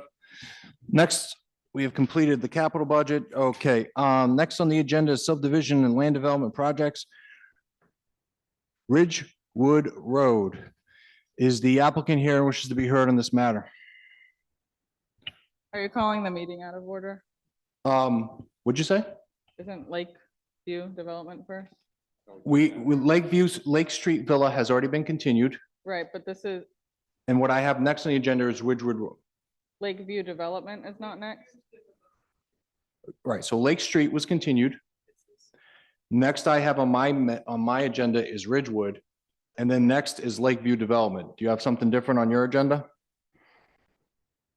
No, the presentation's just out of order.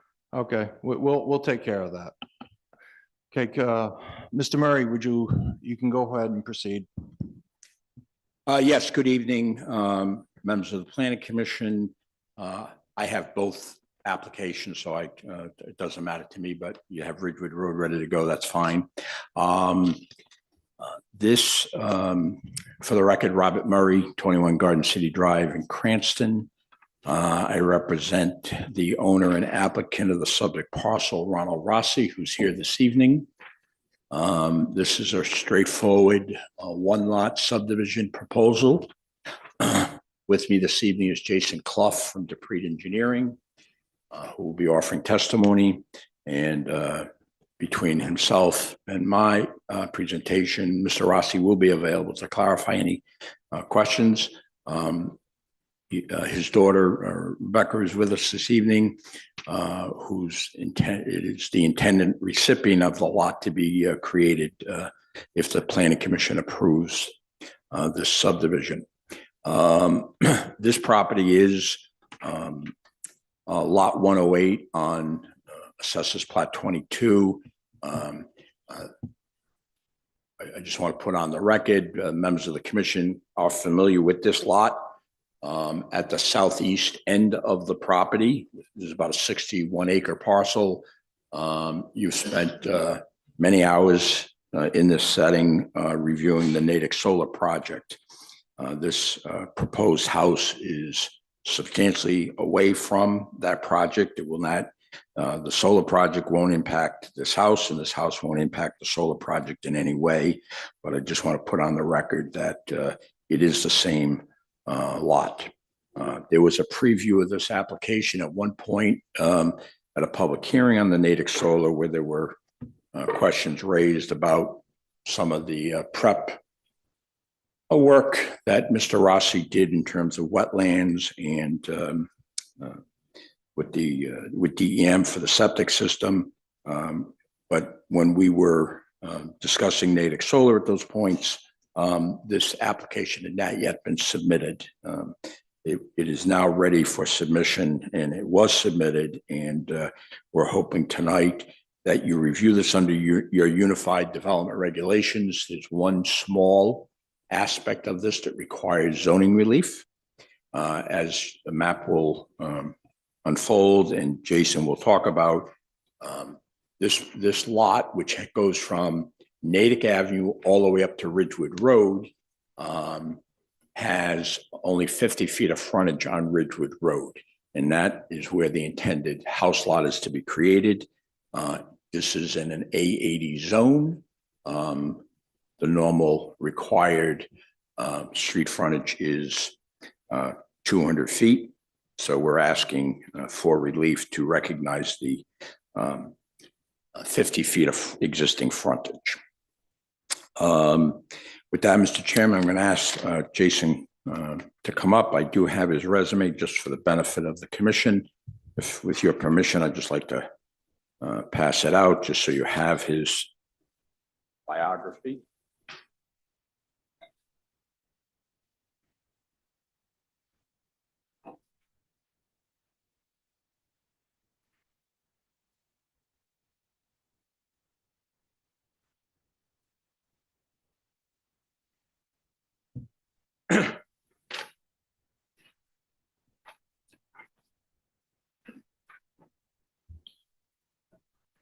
Mr. Clough, just a couple introductory questions before you speak a narrative.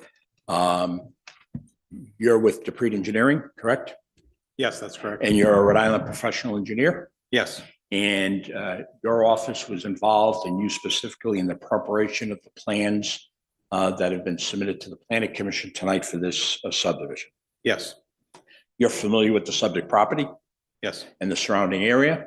yes, And in addition to working on the subdivision application, you also worked on the outside agency approvals that were obtained from the Department of Environmental Management, including the wetlands permit and the on-site septic system permit. yes, that is correct. And just for the record, this property will be serviced by a well and a septic system. Yes, And there are no issues. There are appropriate separation between the two, and we meet all state regulations in terms of both, correct? that is correct. All right, I'm going to ask you just to go over the highlights of the plan. If you perhaps call it up, Brianna, needs to be referred to, and then I'll have a few more questions. Good evening. My name is Jason Clough. I am a project manager with DePreet Engineering. As was previously noted, we are here for a preliminary plan for Assessor's Plat 22-3 Lot 108 for the creation of one new residential lot. The property is zoned residential A80, which requires 80,000 square feet of buildable area for the lot. Sorry, it's in residential zone A80, and which requires 80,000 square feet of buildable area. With respect to the lot configuration, we meet all zoning requirements with the exception of frontage. Access to the site is from Ridgewood Road, which is an existing public right-of-way. The right-of-way ends at the property with a width of 50 feet, and we are requesting relief from the 200-foot frontage requirement of 150 feet, as we are limited to 50 feet of frontage. Also, as was noted, we have secured permits from the Rhode Island Department of Environmental Management for both a wetlands permit and an on-site wastewater treatment system, a septic system. There's no FEMA flood hazard areas or natural heritage areas located on the property, nor are there historic resources areas located on the property. Regarding drainage, we are proposing a pervious driveway to be situated off of an existing gravel drive, and the roof stormwater management will be handled by qualified pervious areas.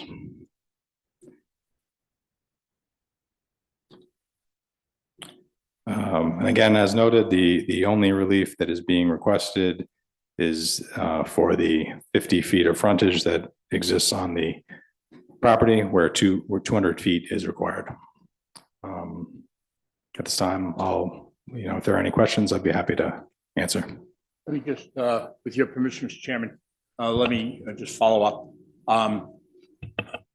The proposed lot is shown on the screen here, outlined in blue. It's approximately 2.57 acres, I think, correct? Yes, I believe it's 2.57 acres. A portion of it is covered by a wetlands area, but we do meet the requirement of at least 80,000 square feet of developable land, correct? Yes, that is correct. And there is already an existing road or path at the end of Ridgewood Road that Mr. Rossi utilizes that's going to be incorporated into this lot, correct? Yes, that is correct. The existing gravel drive is present off of the end of Ridgewood Road, and that gravel drive is being used as a portion of the driveway with the additional driveway to the proposed home.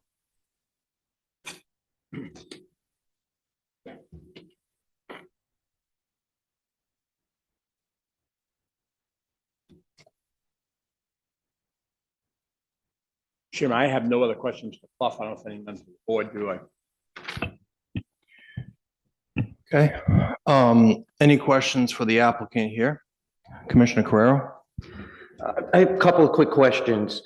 I thought as part of the solar farm, the lower middle portion of this map shows a portion of a dirt road. I thought that originally was going to be part of a secondary access out of the solar farm, but it looks like it drives right into that lot and ends. Keeping in mind we're 60 acres, that path you're referring to is like a mile away. So there is access. Mr. Murphy, make sure you speak into the I'm microphone sorry. because. I apologize. Okay. There is a path, there are several paths up from Natick Avenue. There's access out through Mr. Rossi and Mrs. Rossi's property on Phoenix Avenue. As part of the path that's shown there, which will be used for access into this lot, Mr. Rossi will retain an easement over even after the lot is given to his daughter. There will be access, but this access was never intended to be utilized in connection with the solar facility. It is available, but it's not part of the leased area, but it is an existing path. Okay, the other thing is engineering and public works had an opportunity to look at the end of Ridgewood, and there is some drainage at the end of that, and there is an outfall that discharges into this property. We would like to have a drainage easement drafted up so that we can maintain and replace in the future, if the need should be, to continue to keep that outfall and that piping that's currently on private property, which is not shown on that plan right now. I don't see that as a problem. In fact, Mr. Rossi worked with the highway department a while back in addressing that whole issue. That I don't see that as a problem.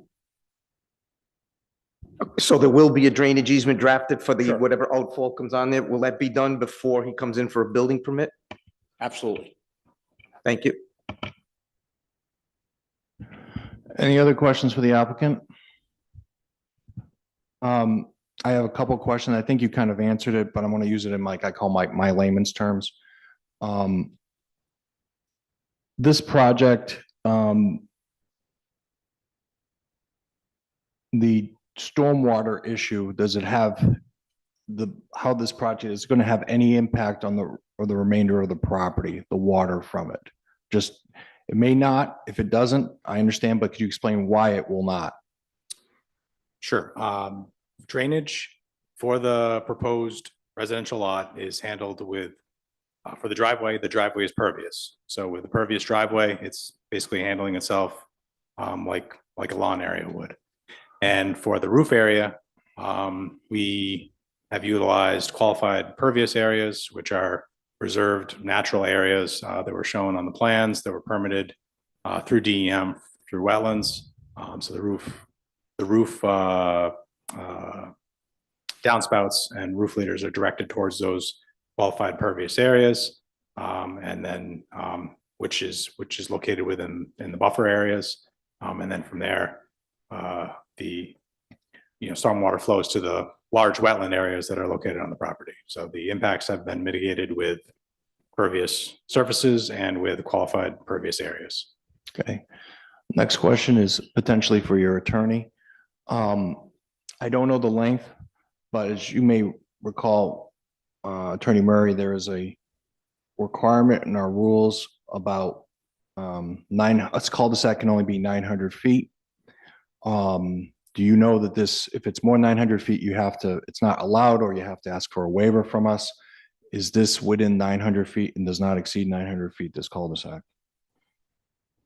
Well, first of all, that is not part of this application. It is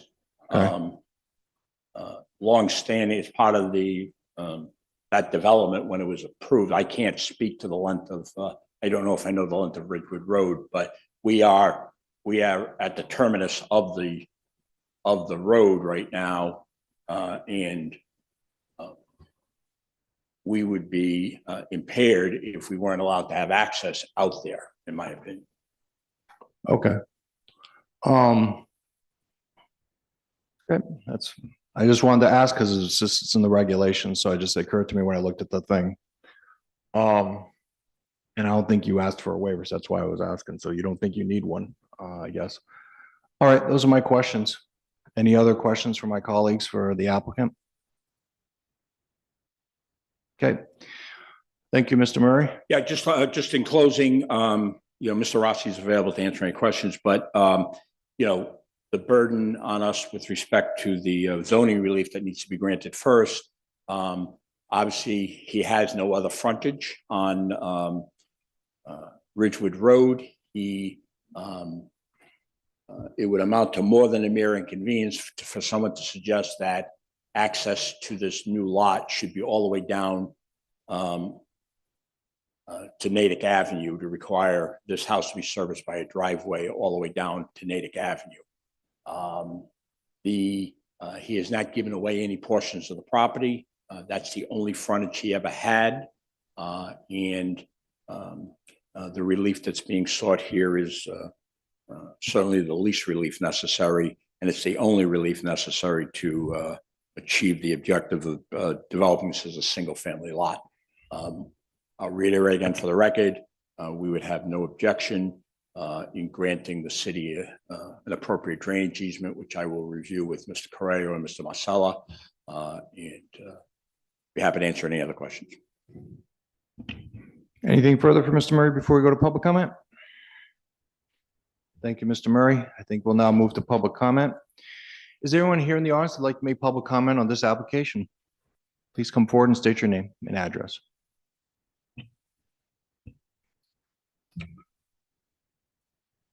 Drake Patton, 684 Natick Avenue.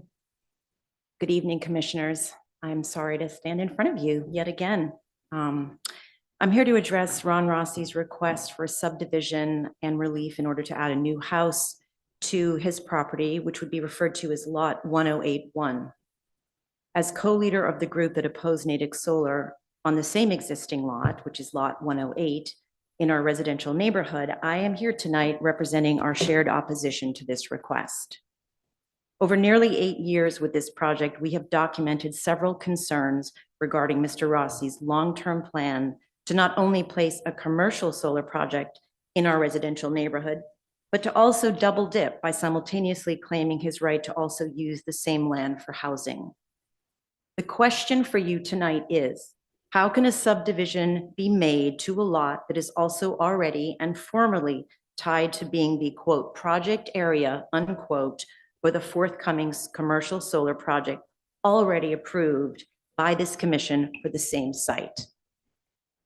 Mr. Rossi began this process in December of 21 when he applied to DEM's Division of Agriculture for a quote farm road unquote, which he falsely justified by claiming the proposed solar installation would restrict access to his land.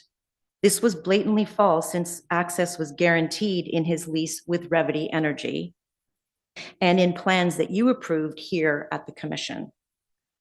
In early 22, Mr. Rossi gave an easement to National Grid for a distribution line into the middle of his property. He gave no reason, but neighbors were told by him that he was building housing. Sure enough, in the fall of 25, Mr. Rossi submitted a septic permit application to DEM, and in this application, the access obstacle he claimed in his farm road application had magically disappeared. In fact, his application stated that the house would be on open land and a Christmas tree farm. As we have previously stated, in 2023 and at other proceedings before this body and on the public record, we were told clearly by then Planning Director Pizzullo that planning would never allow housing to co-occupy the solar site. And we were told by Mr. Rossi's lawyer that no housing was planned. And yet here we are tonight. The planning began a long time ago, and it involved misleading state agencies, the city, and the public. Adding insult to injury is frankly the staff memo. A Google image from 2011, a reference to the FLUM, the future land use map, showing the area as consistent and intended for housing. And I quote here, quote, the subject property abuts developed A20 and A80 zoned parcels, land use for single family residential and farm forest purposes. Seriously, how is that possible given what we know? We understand that you, the commission, are not responsible for Mr. Rossi and his hired hand's behavior and ongoing willingness to misrepresent facts, going so far as to represent and sign, as one must, documents that state that the applications are true as written. But we do feel that you are once again a firewall for our community.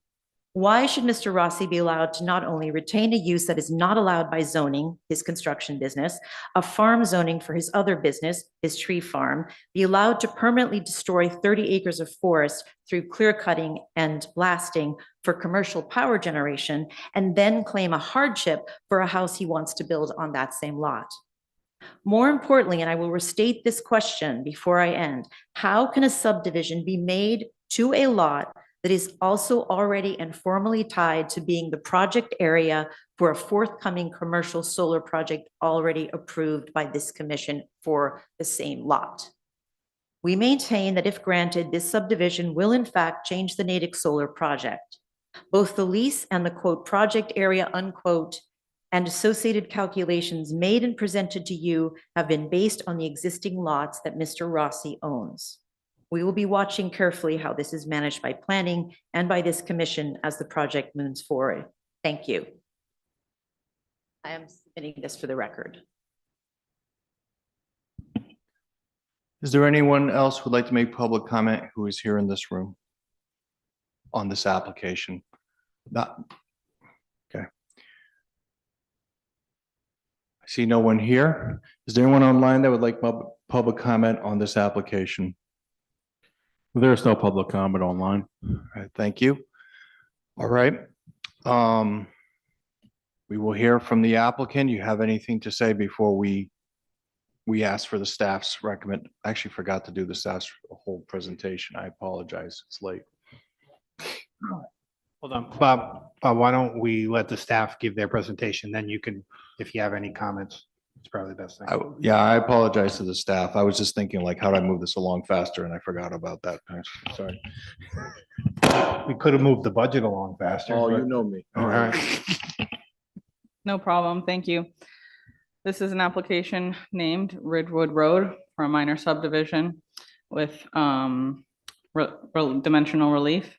The proposal is to subdivide one record lot to create one additional lot, and the dimensional variance is for frontage that is requested to be 50 feet where 200 feet is required. Here is our 400-foot radius map, the aerial view of the entire lot, and a zoomed-in version of the aerial view of the frontage on Ridgewood Road.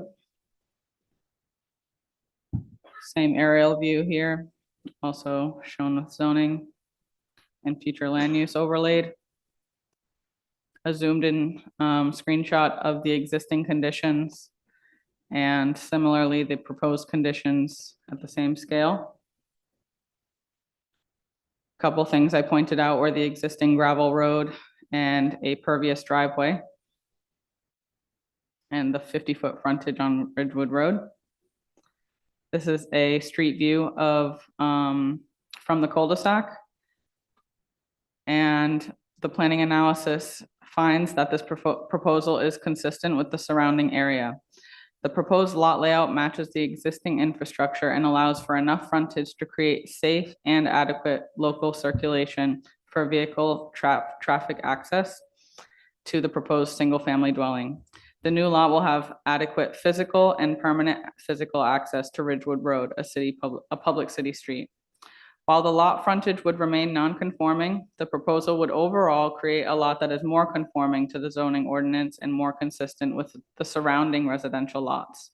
No change to existing circulation is proposed beyond formalizing an existing gravel driveway onto the terminus of Ridgewood Road. There are 3 findings of fact for variance standards. First, the hardship from which the applicant seeks relief arises from the unique way that the subject lot interfaces with the public road. Specifically, the configuration of the lot along a partial cul-de-sac results in a lack of frontage for one residential lot, despite having more than adequate land area to support a conforming residential lot within the A80 zone. The granting of the requested variance will create a lot suitable for the A80 zone and make that proposed residential development consistent with the comprehensive plan. Provided that the proposed lot meets all but one dimensional standard of the A80 zone and is able to provide adequate access for an area for single-family residential use permitted, the denial of the variance would be more than a mere inconvenience, meaning that relief sought is minimal. There are five findings for subdivision standards. The first outlining that the proposal is consistent with the comprehensive plan through goal H1, policy H1, and policy H3. Second, the proposal requires and seeks dimensional zoning relief for frontage and lot width, which if granted will establish compliance with the standards and provision of the zoning ordinance. No new uses or structures are proposed that would create any environmental impacts. The proposal will not result in the creation of individual lots with such physical constraints to development that building on those lots, according to regulations, would be impractical. And the proposed additional lot will have permanent physical access.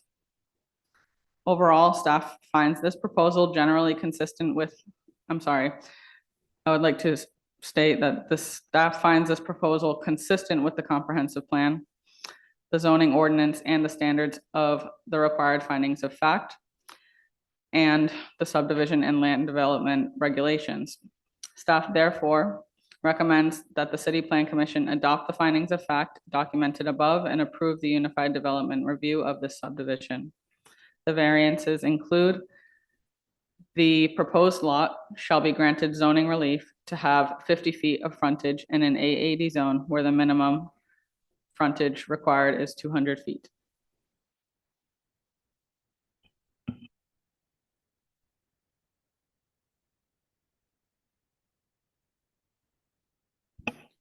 Thank you, Ms. Valcourt. Is there any questions for staff? Okay, thank you. Mr. Murray, at this point, you can now, if you wish, like to say something to the commission, you can proceed. It was probably good that Mr. Marcello and you suggested I sit down for a moment. My comments will be a little more restrained. I'm just disappointed that, for someone to get up tonight and besmirch again Mr. Rossi like they attempted to do the last time we were here for Natick Solar is so unfortunate.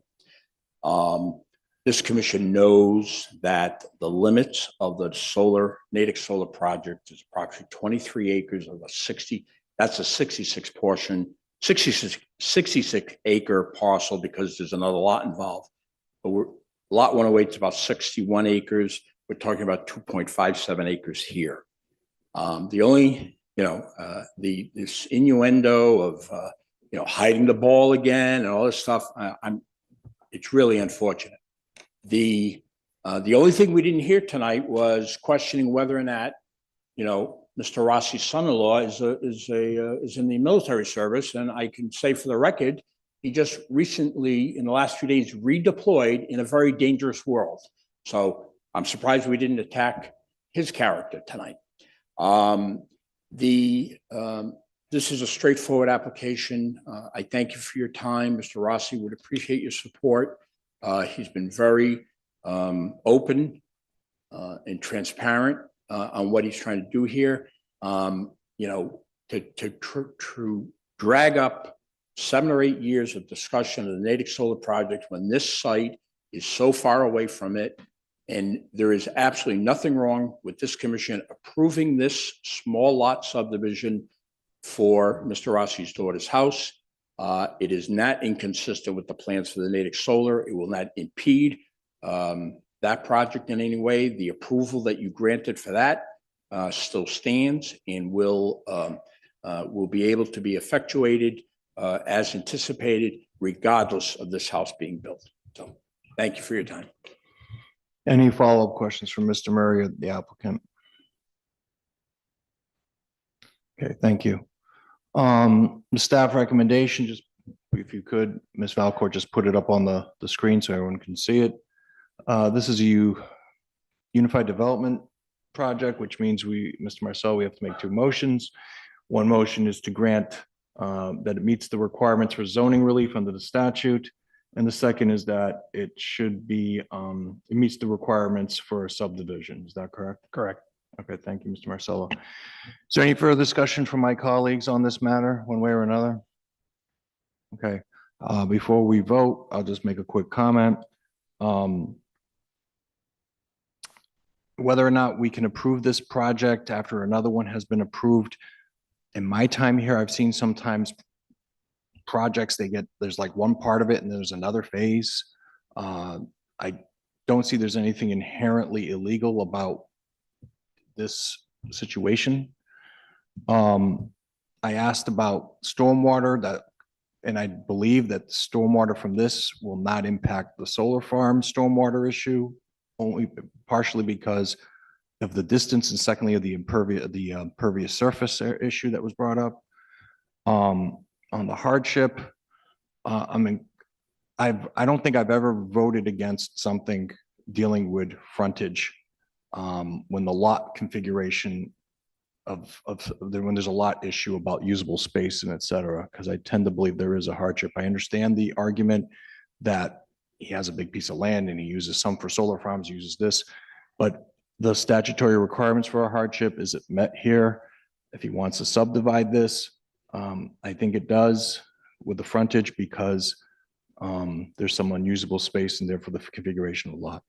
That's my own viewpoint. I just want to explain it to the public and to others. But that's my 2 cents. Is there anyone else has anything else to say? Okay. Therefore, this would be in order someone to make any kind of motion they desire. Like I said, there has to be 2 motions.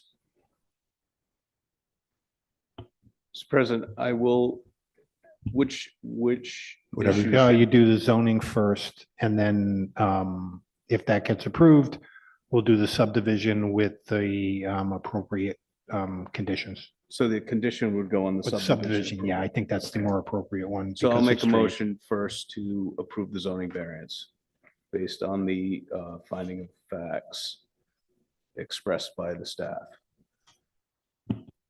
Motion made by Commissioner Coop for zoning relief pursuant, consistent with the staff's recommendation. Is there a second to that motion? Second. Second by Commissioner Carrero. Are there any discussion? Seeing none, all those in favor signify by saying aye. Aye. Those opposed say nay. Ayes have it. Second motion is now in order on the subdivision with conditions. Mr. President, I'll make a motion to approve the subdivision based upon the staff's recommendation with a condition that the developer agree to record a drainage easement satisfactory to the city of Cranston. I'm sorry. Motion to approve the subdivision based upon the staff's recommendation with the condition that the developer record a drainage easement suitable to the city of Cranston.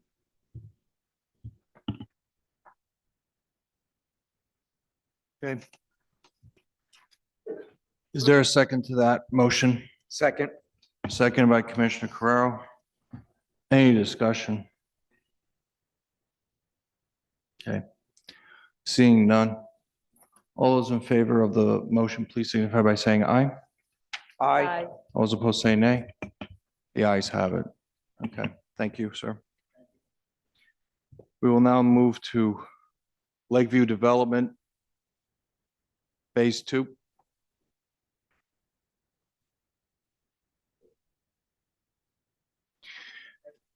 You are the applicant here and wishes to be heard on this matter?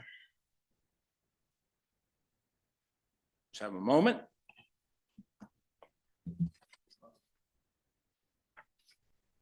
No.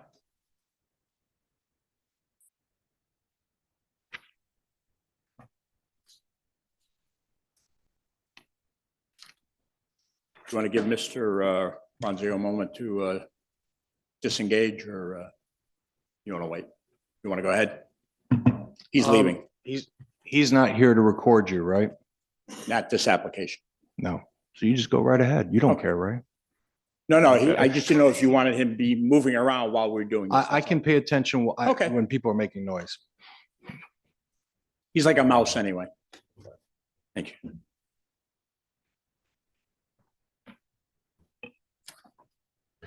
Good evening, again, Mr. Chairman. For the record, Robert Murray, 21 Garden City Drive in Cranston. I'm here tonight on behalf of the owner applicant Lakeview Development LLC, which is the applicant for a one-lot subdivision over a piece of property that this commission will be familiar with. With me this evening is Mr. David Cloxton. Mr. Cloxton is the sole member of Lakeview Development LLC. He's in the building and development business and was present last November when this commission approved a 5-lot subdivision for the property at 1611 Hope Road. That final plan was recorded in December in the land evidence records and is of record. And we are here tonight asking for permission to subdivide what is now known as Lot 289 on Assessors Plat 30. That is a new lot number that was assigned for Lot 5 in the previous subdivision by the tax assessor. So we're clear, it's just Lot 289 we're looking to make one more division of. When we were here last, you recall this project at the corner of 7 Mile Road and Hope Road. There was an existing house at 1611 Hope Road. The plan that the commission approved placed that house on what was then Lot 4. And then there were 3 lots fronting on 7 Mile Road. And this lot, which is now 289, was record Lot 5 on that plan. And that was approved under the Unified Development regulations because this is an A20 zone and lots are supposed to have 125 feet of frontage. This commission, in your dual capacity, approved zoning relief for this lot because it only has approximately 54 feet of frontage rather than the required 125. That remains the same today. We have not given away any portions of Lot 5 since we were last here. But what we're now trying to do is to subdivide what was a lot of about 1.89 acres, which is Lot 5. That's about a little over 82,000 square feet, into two lots that would meet the area requirements. I should say at the outset, the reason we did not include that in the plan that you last approved was because of timing and DEM. They had not yet approved the septic submission for the septic system, and it was just a question of coordination with DEM and our engineering and surveying company. So we proceeded forward, but there was never, it was always known, at least to the staff, that we would look, provided we got the required approval for the septic, to make one more further subdivision to create one additional lot. Just to refresh your memory, James, are we able to get the plan up there or? Thanks, Ron. Okay, that's fine, James. So you can see there, that area in green outlined is Lot 289. And to refresh the members' memory, that's the one lot that has frontage both on 7 Mile Road and down at the bottom and on Hope Road. As part of your approval, we agreed and you requested that there be no access out of that portion fronting on 7 Mile Road. So even with the creation of the new lot that will be part of that area going to 7 Mile Road, we're not looking to have access there. We are proposing a shared driveway, and I've provided a draft utility and access easement over the entrance off Hope Road for the new lot. Before we go to that configuration, I just want to note for the record, in your final decision, or in the administrative office's final decision, which reflected your preliminary approval, there were certain conditions that we obligated ourselves to with respect to the stone walls along 7 Mile Road. We're not looking to alter that in any way. All those conditions remain in full force and effect in terms of the development of those 3 lots along 7 Mile Road and part of the stone wall that runs up Hope Road there. So we're not looking, we're only focused on what's before you there, that map of Texas or whatever it looks like, that green area. James, do we have, Brianna, I'm sorry, can we show the proposed subdivision? Okay, that's the, okay, that'll work. You can see the access off Hope Road, and where, if you see the division of the new lot, there's a diagonal line that goes on the left right there. That would be the property line for the new lot. And you can see that we are able to site a dwelling on the part which is about, I think, 46,000 square feet, and the other portion will be about 36,390 square feet. So we can, we're able to, both these lots, as the other lots, as you may recall, will be serviced by Kent County Water Authority for public water, and they will have on-site septic systems, which we are ready to go with. So we already have the variance for the frontage on old lot number 5, or lot 289 as it stands today. I'll defer to Mr. Marcella, but I think I would have to argue that you should reaffirm that, since we're now creating an additional lot off that frontage. So I would have no objection to that.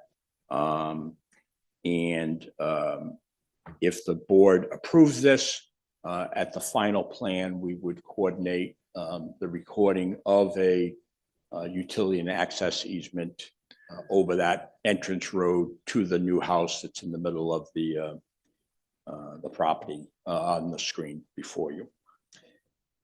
I'm not sure Mr. Clarkson can add anything further. He is the expert on the construction, so he'll be happy to answer any questions. But I think that's pretty straightforward what we're trying to do, Mr. Chairman, and we'd ask for approval as submitted. Thank you, Mr. Murray. Is there any questions for the applicant? Commissioner Carrero? Mr. Murray, is it a private road, or is it just a driveway? And does the driveway service both properties? Yes, it is a driveway. And if you can see at the top of the screen, there's an area that's about 4,000, little over 4,000 square feet. That right there, where it says proposed access and utility easement, that will, it will be a shared driveway, but we'll bring the utilities in for both houses there. But that we will provide permanent access to pass and repass over the driveway for the house closest to what you're looking on the screen there. So, and Mr. Clarkson still owns the lot, so he'll be able to clear the easement, and I've drafted it in that fashion. The other thing is, has any coordination been done with the fire department for having a driveway that long and that far off the street, being only 15 feet wide? They sometimes have some concerns with that.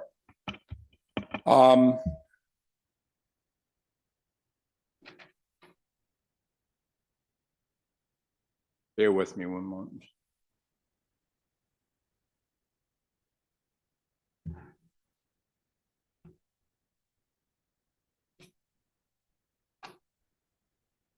And again, I'm not sure, I don't need the answer right now. It's just, Well, you just want to confirm. I want to answer your question. I don't want to misspeak, so just bear with me one moment, because I believe in your staff report, there was Ahmed Naket, who was there earlier, the deputy chief and fire marshal. Oh, Ahmed's still here. Okay. I better not speak for him since he's here. But in the staff report, he had no comment. And I don't believe the length of that was an issue at the time of the initial 5-lot subdivision.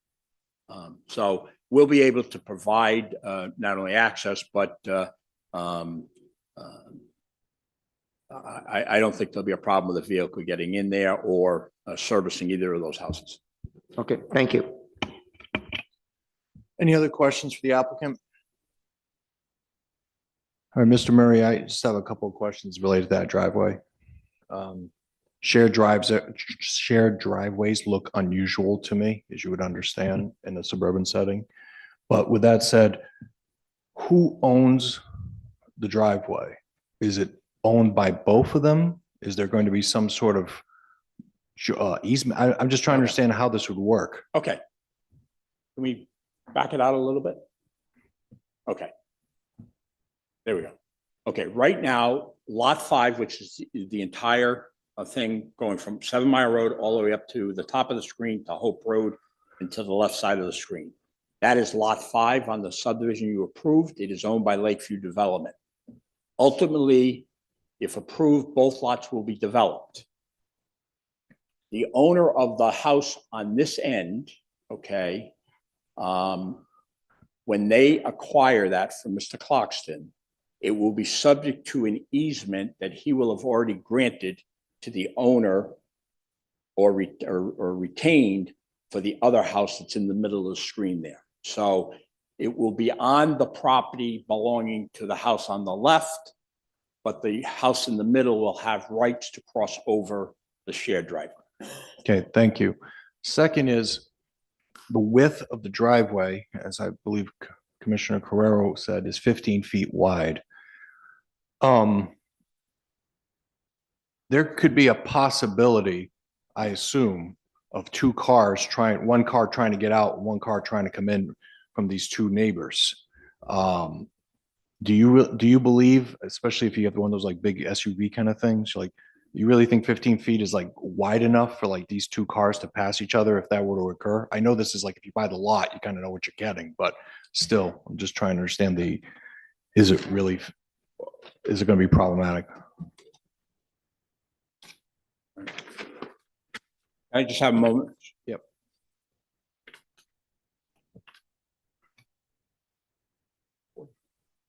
I'm not sure where the 15 feet comes from. That is 40 feet. Well, it's kind of like Vaughn Lane, right? It's like 15, 40. We don't know what the number is. It No, looks like 15 over there was I saw. I have an engineer plan that says 40 feet. Okay. The access easement and the utility easement is going to be 15 feet wide. Oh, okay. So that's Okay. the 15 number. So that's for the guy going all the way over here. He has 15 feet and the other guy is going to have. Well, I don't think anybody's going to question if the gentleman going to the first house creeps over into the other Yeah. 35 feet. I don't think it's going to be an issue. Yeah, okay. But we're reserving a 15-foot access and utility easement for that middle house.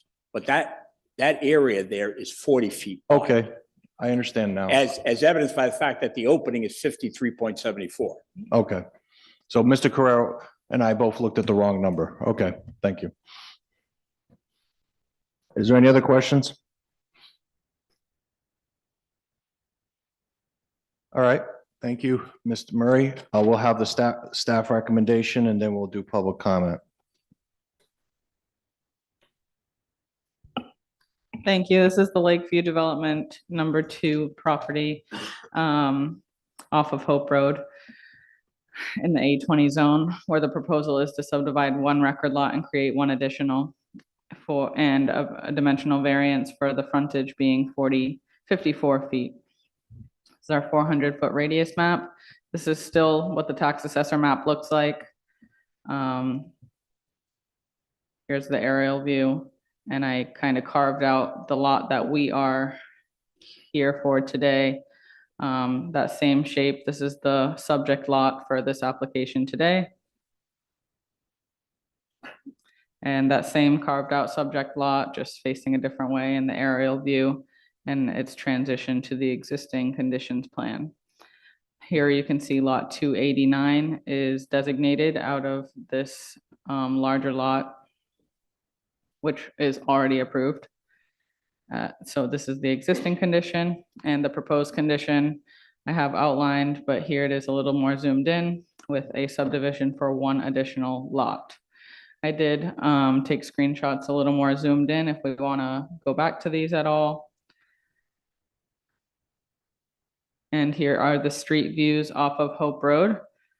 This is where the shared driveway would begin. Planning analysis finds consistency with the comprehensive plan and alignment with the goals and policies of the comprehensive plan, specifically goal H1, policy H1, and policy H3. Also finding that this proposal is consistent with the future land use map designation. Planning staff has found that the proposal is also consistent with the surrounding area.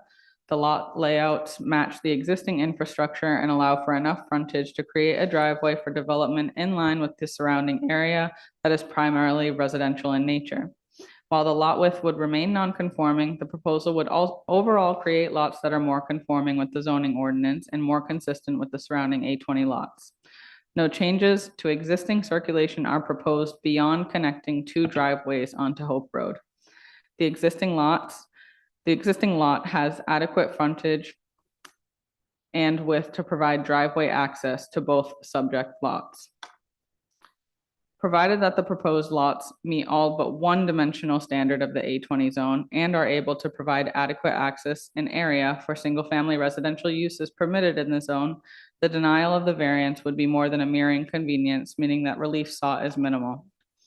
The granting of the requested variance will create lot sizes suitable for the A20 zone and align two residential lots for the use of a shared driveway, which is consistent with the goals and policies of the comprehensive plan. The hardship from which the applicant seeks relief is due to the unique characteristics of the subject land, as the long and narrow shape of the lot does not provide enough frontage for two parcels, despite having more than enough land area for two lots in the A20 zone. Staff finds that this proposal is generally consistent with the comprehensive plan, the zoning ordinance, and standards for the required findings of fact set forth in Rhode Island general law and the subdivision and land development regulations. Staff therefore recommends that the City Plan Commission adopt the findings of fact documented above and approve the Unified Development Review of the subdivision. Variances include the revised, these are just names of the lots that were used in this application and staff memo. Revised lot 289 and new lot 1 shall be granted the zoning relief to have 53.74 feet of frontage in an A20 zone where a minimum of 125 feet of frontage is required. And that is specifically off of Hope Road, along with the waivers to be granted that require sidewalks. Thank you, Ms. Valcourt. Any questions for Ms. Valcourt from my colleagues? Okay. Is there anyone who will move to public comment? Is there anyone here who'd like to make public comment on this application? Seeing none, Mr. Lima, is there anyone online? There is no public comment online. Thank you. All right, is there any final questions for anyone? Okay. Any comments? All right, then it's time for a motion. This is a UDR, which means we have to make two motions. The first is the zoning and the second is a subdivision.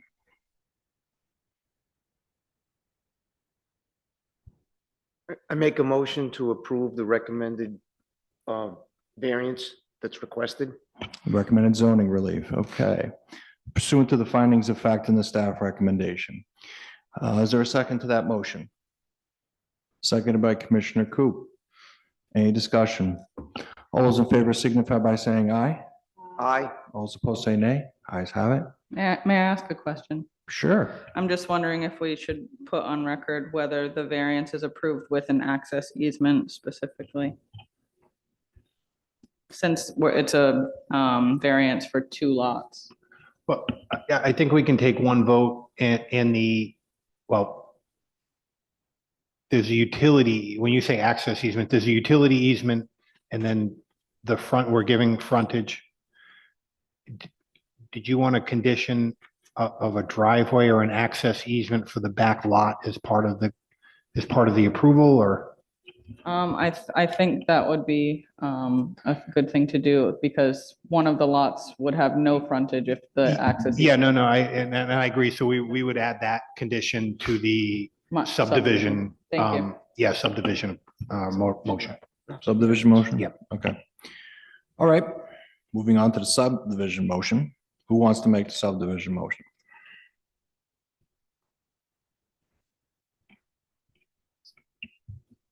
So if I could suggest, it would be, should you wish, motion to approve, subject to both a utility and access easement for both parcels. And also to grant the waiver, right? And to grant the waiver. Yeah. The waiver on the sidewalks. Do we need to get into any more specific information about the easement? It's unlike the last one where that involved the city. This involves, it's private land on private land, so it would really be between the two landowners. I'm assuming that to make the back lot more valuable, they'll make it the appropriate easement. Sounds fine to me. So I will make a motion to approve the subdivision with a condition of recording of a utility and access easement and waiving the requirement for sidewalks according to the staff recommendation. Okay. Mr. Carrero, do you want to say something? Yeah, did we ever take a vote on the variance request in a second? Jamie, did you make notes of who seconded his motion? Yeah, so that was done. And that was voted? We didn't vote on the first one? I Did thought you we vote did. the variance? I thought we voted, you don't?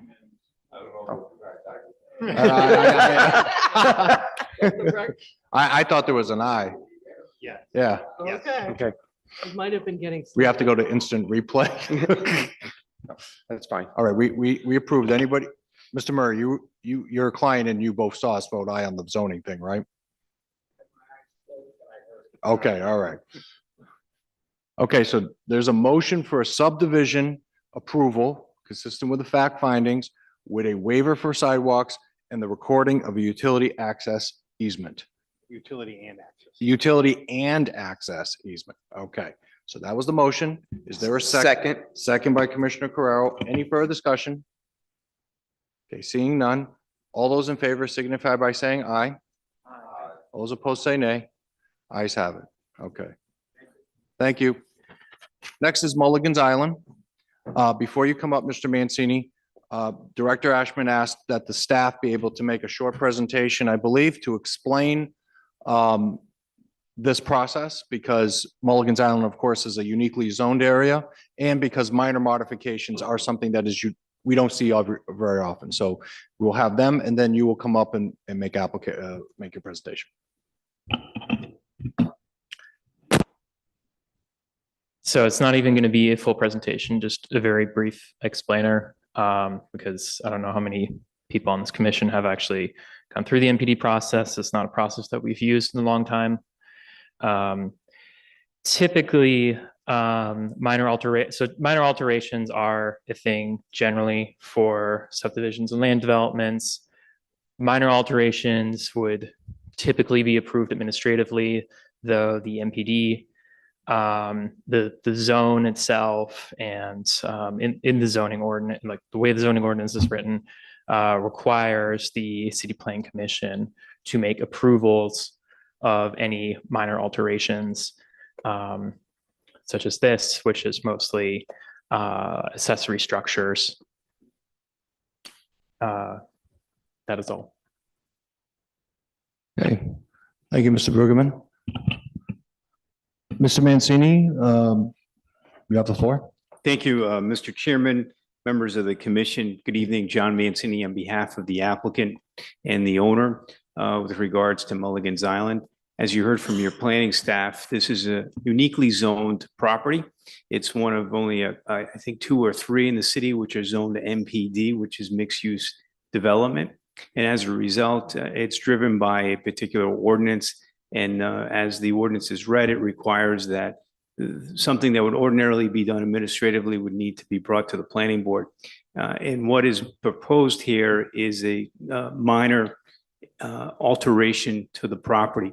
It's not in any way an intensification of the use. It's not a change in the use. It's not a change in the approval. It's simply just an update of the existing facility.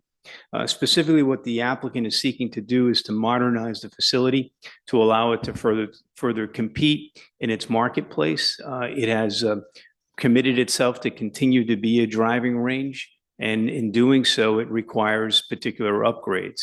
It also asking to expand the coverage of its T-spots. There are X amount of T-spots at the site. Those spots are going to increase, and there's going to be more coverage. Specifically, as we denoted in our plan, we're proposing 6,800 square foot putting green, construction of a covered shaded structure over the existing golfing green. That's to allow for modernization of the system that's going to be put in place so it can compete with some of the other neighboring golfing range. And also an additional 1,000 square foot food and beverage station, essential concession stand, nothing major. And by the way, all of these are already contemplated in the original approval that was granted way back when this was approved back in, I think, 98 or 99, certainly in the early 2000s. And finally, they're also looking for an additional 1,500 square foot expansion to the existing deck, which would be adjacent to the concession stand that would be provided. All in all, and then we're finally at 250 square feet storage shed. The improvements, again, do not really make a substantial or significant difference to the site plan, but they do have a significant difference to the overall operation and the betterment of that operation and the betterment of that project. I have with me tonight Jose Paxmino from the applicant, who can further elaborate on any of the additions or changes to the site purposes for that. I also have Mike Friedman here from operations, who can also testify to any questions that the commission may have. But essentially, we're just simply here asking for the commission to review the plan, consider the minor alterations, and approve the same consistent with the ordinance. All right, thank you, Mr. Mancini. Is there any questions at the outset for Mr. Mancini? Okay, I'll ask a few questions. Food and beverage station. This is not a restaurant, I assume? No, great question. It's not a restaurant. It's not going to be a full-scale restaurant. It's not going to have the type of restaurant equipment that you would consider. It's simply going to be a concession stand. Okay. All the changes here look to me to be consistent with recreational use. Would you agree with that? Absolutely. Okay. Obviously, a minor modification is something new for me here to see. So this is on for public informational meeting. You said the commission to vote on it. Isn't it more appropriate we would vote on it at the next meeting because this is public informational? No. So our position is that essentially this would have been administrative. But because of the MPD ordinance, the planning staff thought it should be brought to the planning board for a vote, but there's no requirement for a public hearing on the vote. So it's an informational meeting similar to what you would have in a master plan. But again, it's not a variance that's being requested. It's not a particular approval. It's just changing the original. So the original entitlement plan had specific designated items. We're changing those items We're not intensifying the use. In other words, we're not exceeding what was granted. We're just basically altering what the final plan was at the onset. To elaborate, the zoning code only says that the plan commission needs to approve an alteration. It doesn't say how to, there's no findings of facts. It just says it has to approve it, which is why we thought that I the best understand. thing would be just a public informational meeting. I understand. Couple more questions. I'm going to have to ask something to the solicitor and I'll ask your opinion. Did you provide note? This was very quick. This came on, I saw this on a Friday. And so did you provide notice at all to the abutters? No, so no notice was provided to the abutters either by certified mail or by advertisement, other than the 48-hour notice requirement for the Open Meetings Act. And you don't think that notice? I don't, because when you read the ordinance as indicated by your staff, it doesn't identify a particular process. It simply says it needs to be approved by the planning board. We think that this actually should have been done administratively by the staff. So it's a unique animal, I understand, but it doesn't rise to the level which requires a particular notification. For example, if we were seeking to change the use, if we were seeking to have a variance because the particular size of the alteration was beyond that which was initially approved, then I think that would be a different approval and a different request and a different process. Yes, I understand you're not changing the use. This is why I'm pretty flexible and comfortable about this thing, Mr. Mancini. I'm a little bit, because it's a unique thing, I'm a little bit concerned about the note, we put this on a Friday and we're voting it on a Tuesday and the abutters don't even know about it. Not that I think they'd have anything to say other than say thumbs up is my guess.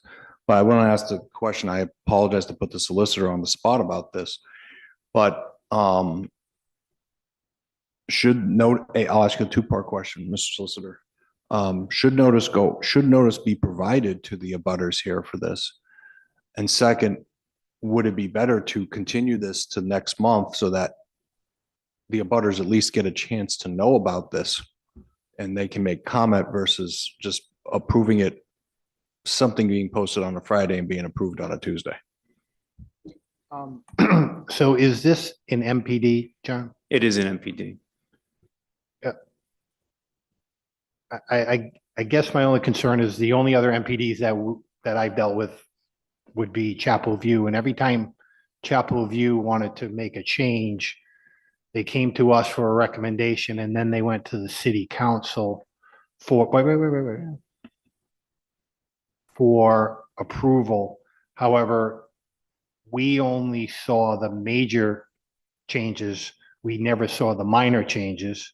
So I don't know internally whether there were minor changes to, again, Chapel View before we changed that to a C5.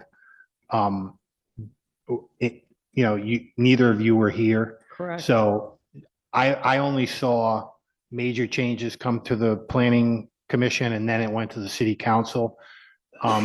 Again, barring any explicit notice requirement, additional notice requirement other than Secretary of State. I would say at this point, it wouldn't be, this commission wouldn't have the authority to add additional notice requirement if it's not required either under state law or under our MPD statute, which I'm looking at it now and it's not. Okay. Mr. Mancini, I want to ask you one more question about this before I turn over for public comment. I agreed with John, so he looks shocked over there, but you're right. Okay, I'm letting it process. Yeah, and so you understand, Mr. Mancini, I'm just, we're all attorneys here. This is not my area of expertise, so I am being cautious about this. So is there an urgency that you have to have a vote on this tonight? Two things. So first, I want to dispel any concern or issue that we just popped up on a Friday afternoon and placed on the agenda Friday. We'd actually been working with the staff for about a month or so. Friday afternoon was not the first time that they saw it. We've been going back and forth with correspondences essentially me trying to convince the staff that this should be done administratively.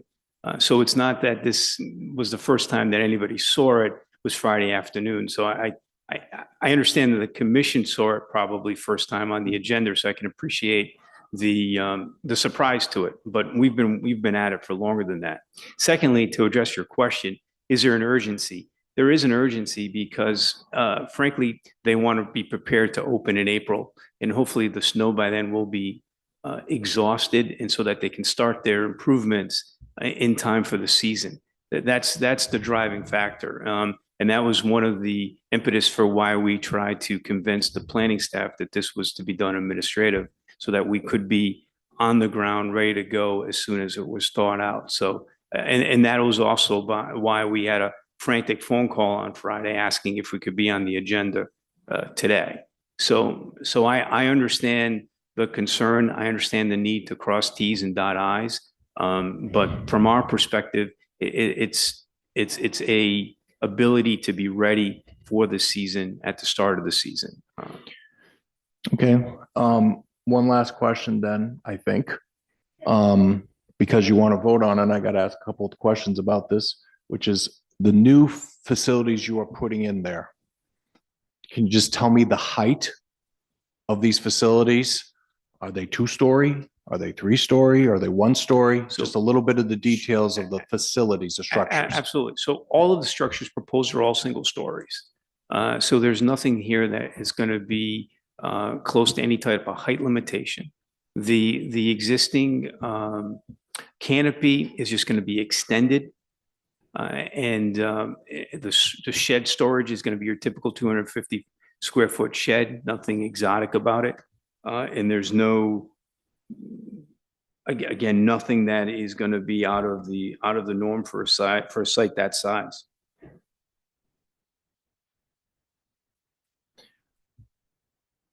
Okay. Is there any questions for the applicant from my colleagues?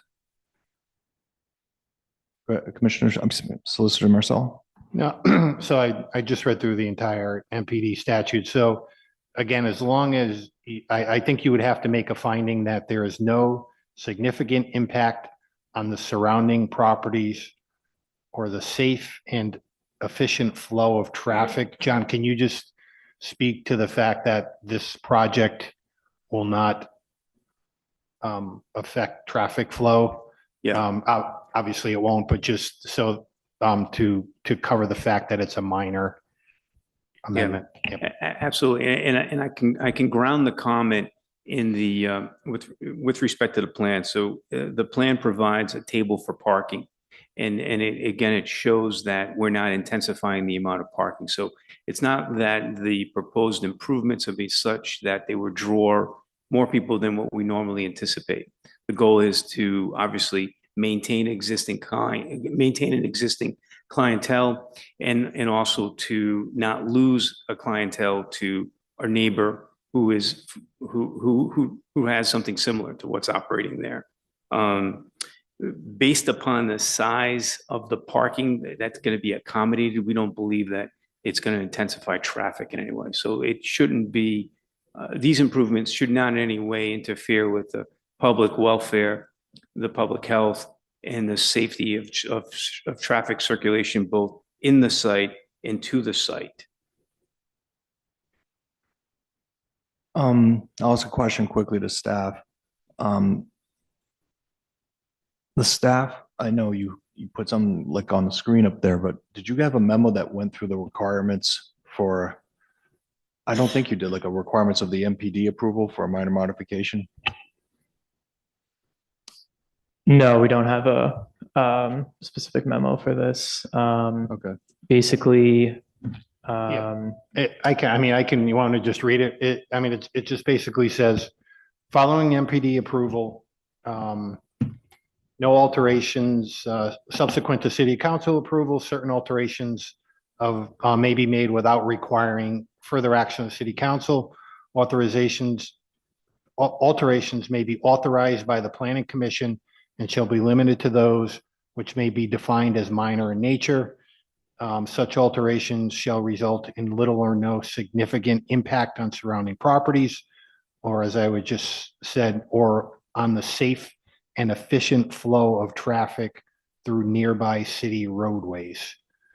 Those are the only requirements? That, for findings? that's it, and it's up to the director if it's minor or major. And if I may Okay. add, I feel very confident that these changes are very minor Mhm. to the operation of the facility. Okay. Okay. Any other questions for him? All right, Mr. Mancini, we'll take public comment here. See if anybody's here for public comment. Thank you, Mr. Chair. Thank you, Mr. President. Is anyone here public comment on the Mulligan's Island minor modification? I see none. Mr. Lemur, is there anyone online for minor modification at Mulligan's? There is no public comment online. Thank you. All right. Any other last questions or comments from my colleagues? Okay. I'll just make a quick comment before we go into voting. Based on the representation made by the solicitor, that notice is not required and cannot be compelled to be required to the abutters on this minor modification, I feel comfortable, I will go forward, number one. Number two, based on the evidence presented to me, although I don't, basically the few documents in the public representation, I see little or no significant impact on the neighboring surrounding properties or or impact on the flow of traffic. I think that's the right term I'm using. But if my colleagues want to postpone this for a month, I'm fine with that as well. If you need more information or you want a staff memo, or you just want the public to know this is going on. But I understand it's a minor modification and it is consistent with the use of the facility, which is recreation. And it does not sound to me that it will have it will have little or no significant impact on the surrounding properties. So anyone else have anything to say or not? I guess what's the motion to approve minor modification with the finding that it has little or no significant impact on the surrounding properties. And what's the flow of traffic phrase? Significantly impact the flow of traffic on neighboring city roadways. And will not significantly impact the flow of traffic on neighboring city roadways. Okay. Anybody will go ahead? I'll make that motion. Motion made by Commissioner Coop to approve the minor modification with the findings that there is little or no significant impact on neighboring properties, and there will not be a significant impact on the flow of traffic of neighboring city roadways. Is there a second to that? Second. Second by Director Carrero. Okay, any discussion? Okay, all those in favor signify by saying aye. All those opposed say nay. Ayes have it. Congratulations. And the one last thing I wanted to say is because of the urgency of trying to open this up on April and to promote economic development, that's the other reason I decided to proceed tonight. Okay. All right. Good luck, Mr. Mancini. We will now move to zoning recommendations. It's 10 o'clock. I think we can get this done by 11. I don't know. We'll see. The first application is I'm just going to call it the 2 Indian Road application. Is the staff ready to present? I'm ready. Okay, is the applicant here and wishes to be heard on 2 Indian Road, please come forward.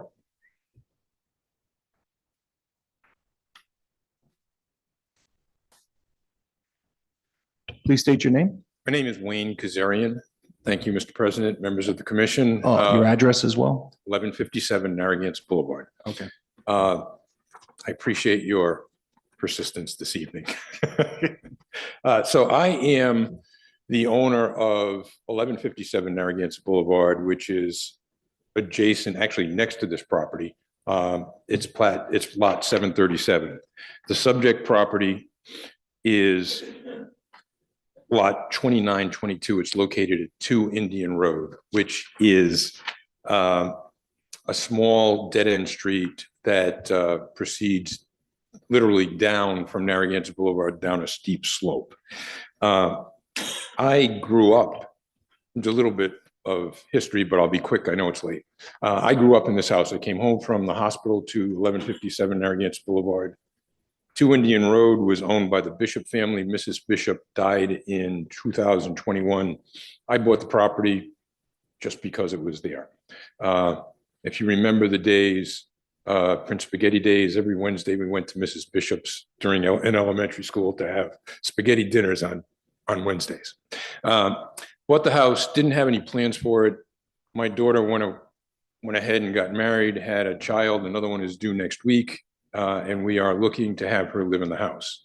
I am here with Brian Mitchie from Mitchie Design Build, who's the builder. Brian has a nice design to keep the house exactly in the location that it is in, which I think we could have done by right, assuming it had a foundation that would survive the process. Turns out that this house was built just prior to the turn of the century, and by that I mean 1900. And the foundation is a timber foundation. And the complication is if we go in to build this house, we're not sure it's not going to collapse. So the better plan is to essentially take it down and replace it in place with a house with a similar exterior look to the house that it currently exists. And that's what we're looking to do. In terms of inconvenience and necessity, because of the timber foundation, the house tilts 18 inches from front to back. And that certainly would be more than a mere inconvenience. It also still is on a cesspool. The Bishops lived in it from, well, I came home from the hospital in 1953. So they were there from then until 2021. Has a cesspool. Because of the grade, we have to have a pressurized sewer system. The sewer connection has been approved, but moving this house back to accommodate the setback requirements would result in the house being dropped by another 6 feet, another sewer plan. So it's certainly more than a mere inconvenience. You can see that it's kind of a unique house. When I was a kid, it was a clapboard house, gray clapboard house. Mr. Bishop was a bricklayer, and he literally came home from work every night with a trunk full of extra bricks. And now it looks like this. When it's done, it will be a clapboard house again. So that is really what I'm looking to do. I'm looking for a favorable recommendation. It would stay exactly where it is. That little jut out toward Indian Road would go away. Because of the curve of the road, you can see that it's got good visibility from Narragansett Boulevard, even though there's a house in front of it. And just in terms of local history, this house was built just about 1900. In the 1930s, William Cherry and Webb owned and developed the entire area.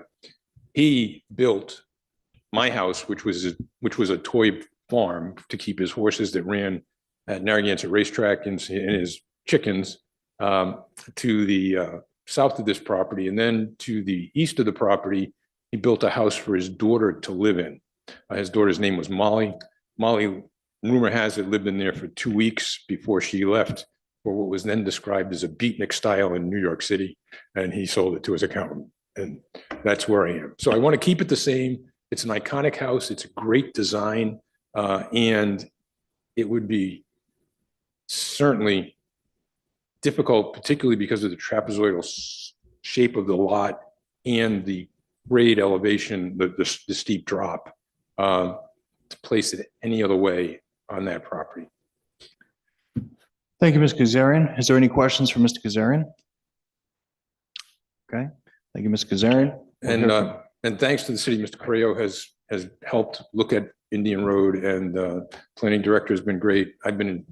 Actually, I can say that since the class of 71, the seats in the auditorium feel about the same. I've been sitting here for a while. They just Thank won't you. put that, they won't put that in the capital improvement plan, new seats. I noticed that. Thank you. Okay. Mr. Ray, would you like to give the staff recommendation? Then we'll take public comment. All right, so The relief being sought here is from the front setback. The requirement in this zone is 25 feet, and the proposal is 9 feet, which is essentially the existing condition. And the relief being sought is 15.75 feet. The applicant already stated his reason for requesting relief.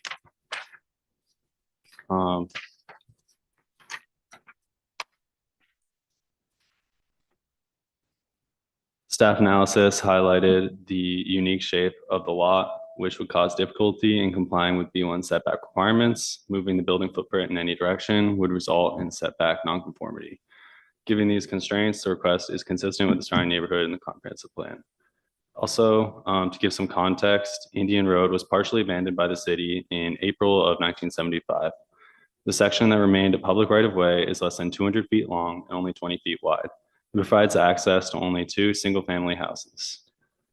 This road receives a similar amount of traffic as a typical driveway. Setback requirements, should be a low requirement for a street like this. And this is especially true when you consider that this house is over 100 years old, and zoning code was implemented many decades after its construction. And in addition, forcing the owners to move the foundation would result in substantial financial burdens that may impede their redevelopment efforts. Staff found that the following goals, policies, and action items in the comprehensive plan support this application. Goal H2, policy H3, policy H5, and policy H6. And that positive recommendation. Thank you, Mr. Ray. Is there anyone here would like, any questions for Mr. Ray from my colleagues? Thank you. Anyone here would like to make public comment on 2 Indian Road? Mr. Leamer, is there anyone online that would like to talk about Indian Road? There is no public comment online. Okay, any final comments or questions from my colleagues on 2 Indian Road? Okay, seeing none, this will be a time for motions.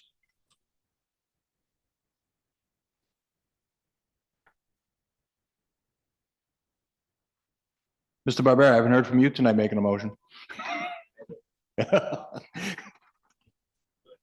I'll make a motion to accept. Positive recommendation from staff. Okay. Seconded by Commissioner Carrero. Although, any discussion? All those in favor signify by saying aye. All those opposed say nay. Ayes have it. Congratulations. You're halfway home. Thank you very much. All right. Next is 3 Fountain Avenue and 0 Fountain Avenue.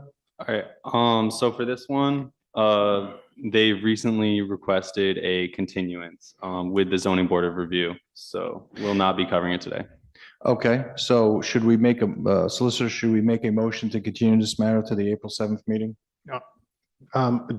Do we don't have to. Yeah, we don't have to because there's a title issue and we don't know when it's going to be resolved. So if it does get resolved, they can just put it on because. I understand. Okay. All right. Well, we're not dealing with it tonight. Okay. Right on. All right, great. I was really excited by the staff recommendation on that too. All right. The next matter is 288 Farmington Avenue. Is the applicant here and wishes to be heard? I do not see the applicant. Can the staff please present, make their presentation? Yes, so this is an application to, oh, that is wrong. So the application is asking dimensional relief for a garage that does not conform to side setback regulations. And here's the site plan. As you can see, in the back is quite close to the lot line on the side. And the relief that's being asked for is 3 feet. The proposed distance from the side lot line is 2 feet, and the requirement in this zone is 5 feet. And the applicant's stated reason for requesting relief was is kind of after the fact because he's saying that the contractor did not inform him that this process was necessary. And now he's preemptively or going back and getting this variance. Jamie, did he pull a permit for the garage? What was that? Did he pull a permit for the garage? Yeah, I believe so, yes. So it's just the variance that they're looking for? Mhm. Staff review showed that there are many similar accessory structures in the area. And also the applicant will be subject to applicable building and fire codes, which account for structures constructed within 5 feet of the property line.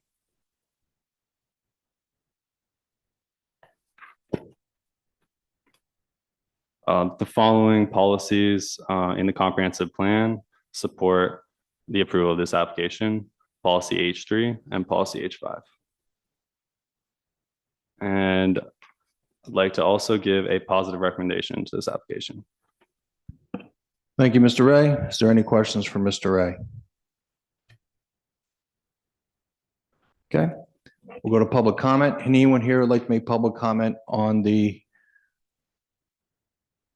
288 Farmington Ave? Seeing none, Mr. Lemur, is anyone online that make the public comment on 288 Farmington Ave?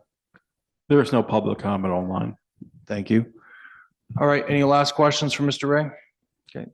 I plan to vote in favor of this because I think the applicant in good faith recognizes an error was made and it was not his fault. So I'm okay with this. All right.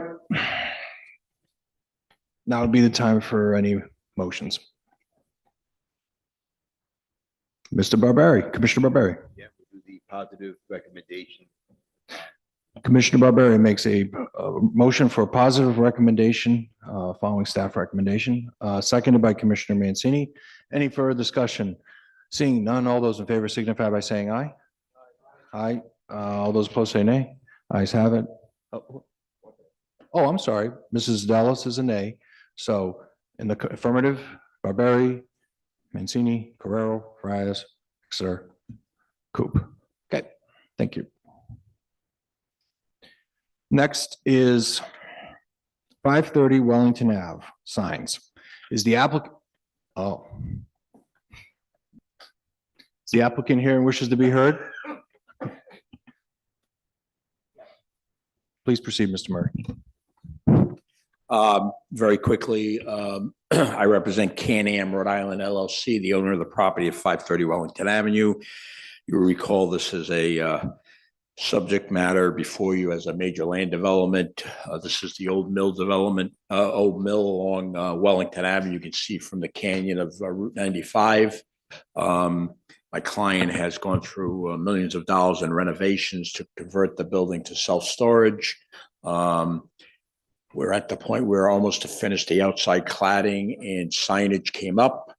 There is, do we have a picture of the building, Jamie? How about the old building? Do we have the old one?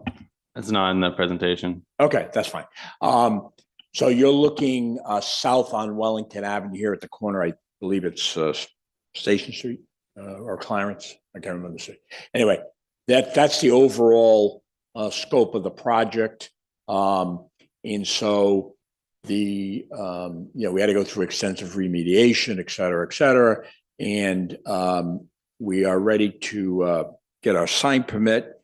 There are two small signs being sought by the applicant from the zone from Mr. Peichel, who advised we needed to go to zone for zoning relief.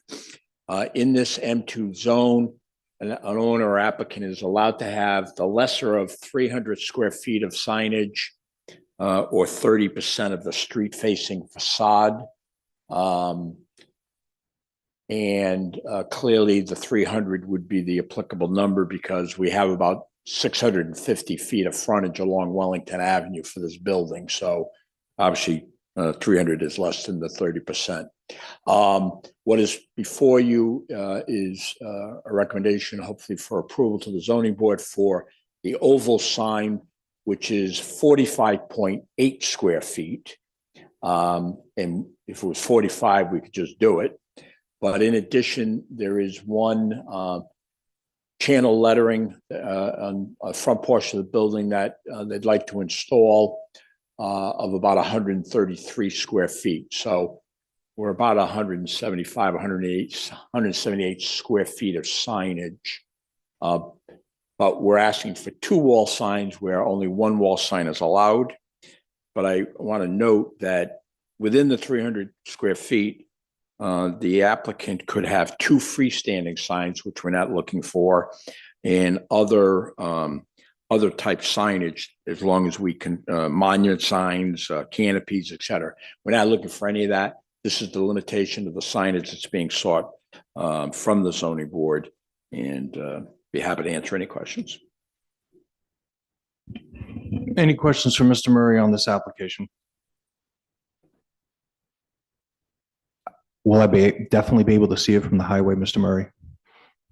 I question that, in all honesty, but that's not my decision. Because if I want to see it from the highway, if we're going to go in here and make, no, just kidding. Well, I think the front facade, when it's done, will be noticeable, and hopefully that'll draw your attention to the signage. And I know that every lawyer is looking for self-storage, so. I got you. My wife tells me I got to get rid of some of the stuff in my house, so maybe it's going there. Very convenient. All right. Any questions for Mr. Murray? Oh, Mr. Director Correo has a question. One quick one. Are those signs lit? I believe the channel lettering is backlit, and I believe both are illuminated. In the presentation that we submitted, the exact location of the oval sign was shown, but I don't think Jamie has it in. I can show it if needed, but it's on one end of the building. So. Okay. Any further questions for Mr. Murray? Seeing none, is there anyone here who would like to make public comment on this? The storage sign? Seeing none? Mr. Lima, anyone online? There is no public comment online. Okay. Hold on one second. Mr. Ray, can you do your presentation? I did it out of order. I apologize. No worries. So as was previously talked about, this application proposes to install new wall signage exceeding the allowable size at 530 Wellington Avenue. So wall signage is limited to 45 square feet in the M2 zone, and the applicant proposes an oval sign of 45.8 square feet and channel letter wall signage of 133.5 square feet. So during the staff review, we considered the property and the surrounding area, the fact that they're industrial and commercial in nature, and the fact that this requirement makes sense for small and mid-sized buildings, but does not allow scaling for large former industrial sites like this. Also, large signs are prevalent along the highway, I-95 in this area. And in addition, it's unrelated to this application, but billboards are already present on this site. And the proposed signage does not limit driver visibility or create more dangerous roadway conditions. Staff highlighted goal ED2, policy ED15, and policy ED24 to show consistency with the comprehensive plan in support of this application. And I'd also like to give a positive recommendation to this application. Thank you, Mr. Ray. Any questions for Mr. Ray? Okay. I have no comments. Anyone have comments? Okay. Motions would be in order at this time.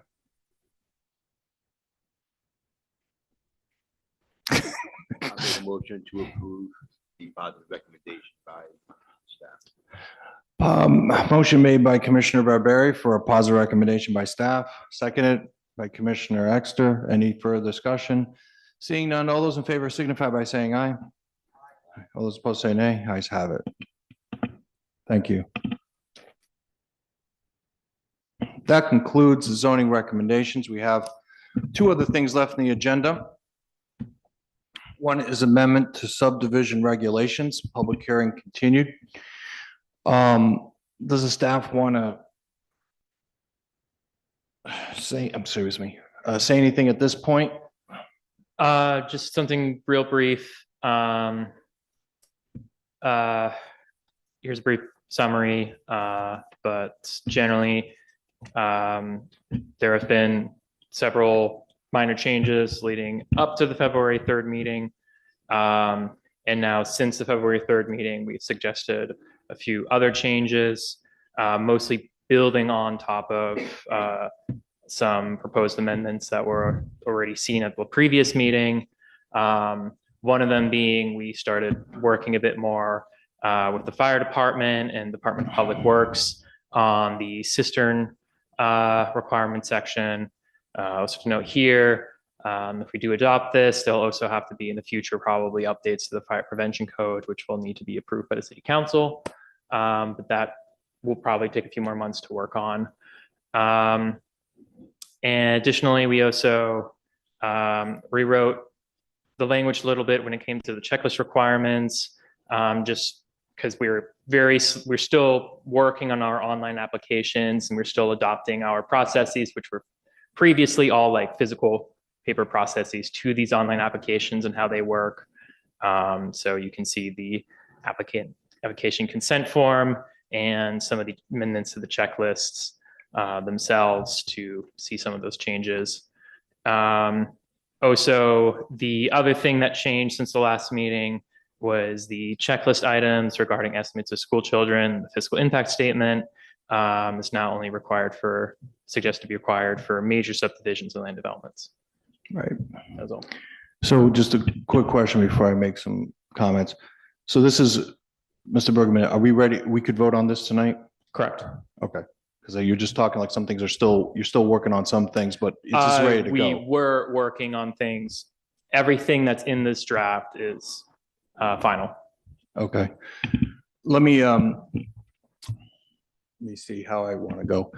There is one change that I'm responsible for from the last version of this version, which is at my direction after the public comment we received. I did a couple of things. One is I asked the staff to remove the school children's fiscal impact requirement away from the minor subdivisions. I felt that there was a small amount involved there, small number of homes. I understand the possible burden it could be on a developer. For major, I retained it, and I'm going to explain why. I know this is about 10:25, but I will be concise and brief. One, I did research of every city and town in the state of Rhode Island and their subdivision regulations and checklist requirements. Approximately 23 have some requirement for fiscal impact or school-age children, number of school-age children. 9 had minor, but I'm just focusing on the major. I'll read the towns: Bristol, Charlestown, Cumberland, East Providence, Exeter, Foster, Hopkinton, Johnston, Lincoln, Little Compton, Narragansett, New Shoreham, North Kingstown, North Providence, North Smithfield, Portsmouth, Richmond, Smithfield, South Kingstown, Tiverton, Warwick, West Greenwich, Westerly. So a majority of the cities and towns. I provided this information to the solicitor for his own practice and for his own review. If anyone would like to see this information, I can present it to you all now, but I did do my homework. So why I did that was to show that asking this is not an outlier. This is asked of other developers.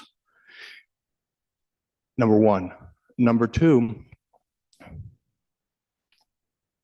as I said before, this is about information. So that the city has fiscal impact analysis so they can understand as they plan forward. And also fiscal impact is economic development. We want to know what the impact is for economic development purposes sometimes. And also for planning. We have a facilities chapter in our comprehensive plan. If we want to know there are a number of school age children, do we need to increase school capacity? How's the impact on schools? As you guys know, like they changed they redistricted the school district when it comes to Western Hills, where some children who were going to George Peters are now going to Bain. So knowing about developments and what's happening, I think is relevant there. And I do agree with, that many times people bring up school children as an argument against it, and sometimes it doesn't have merit.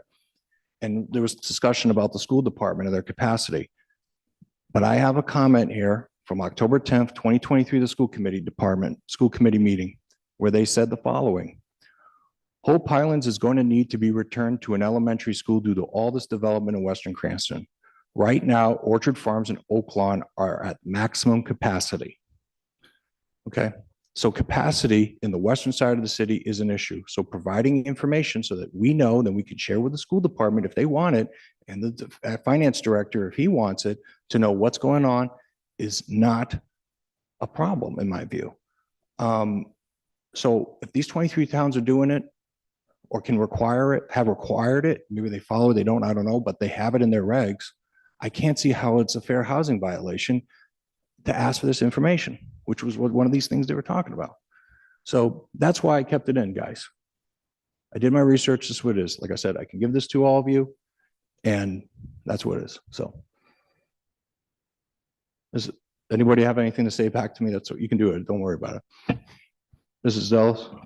Mr. President, I agree with your intent, but I disagree in how we approach it. And one of the things I was speaking about with the planning director is adopting a methodology instead of everybody coming in. Yep.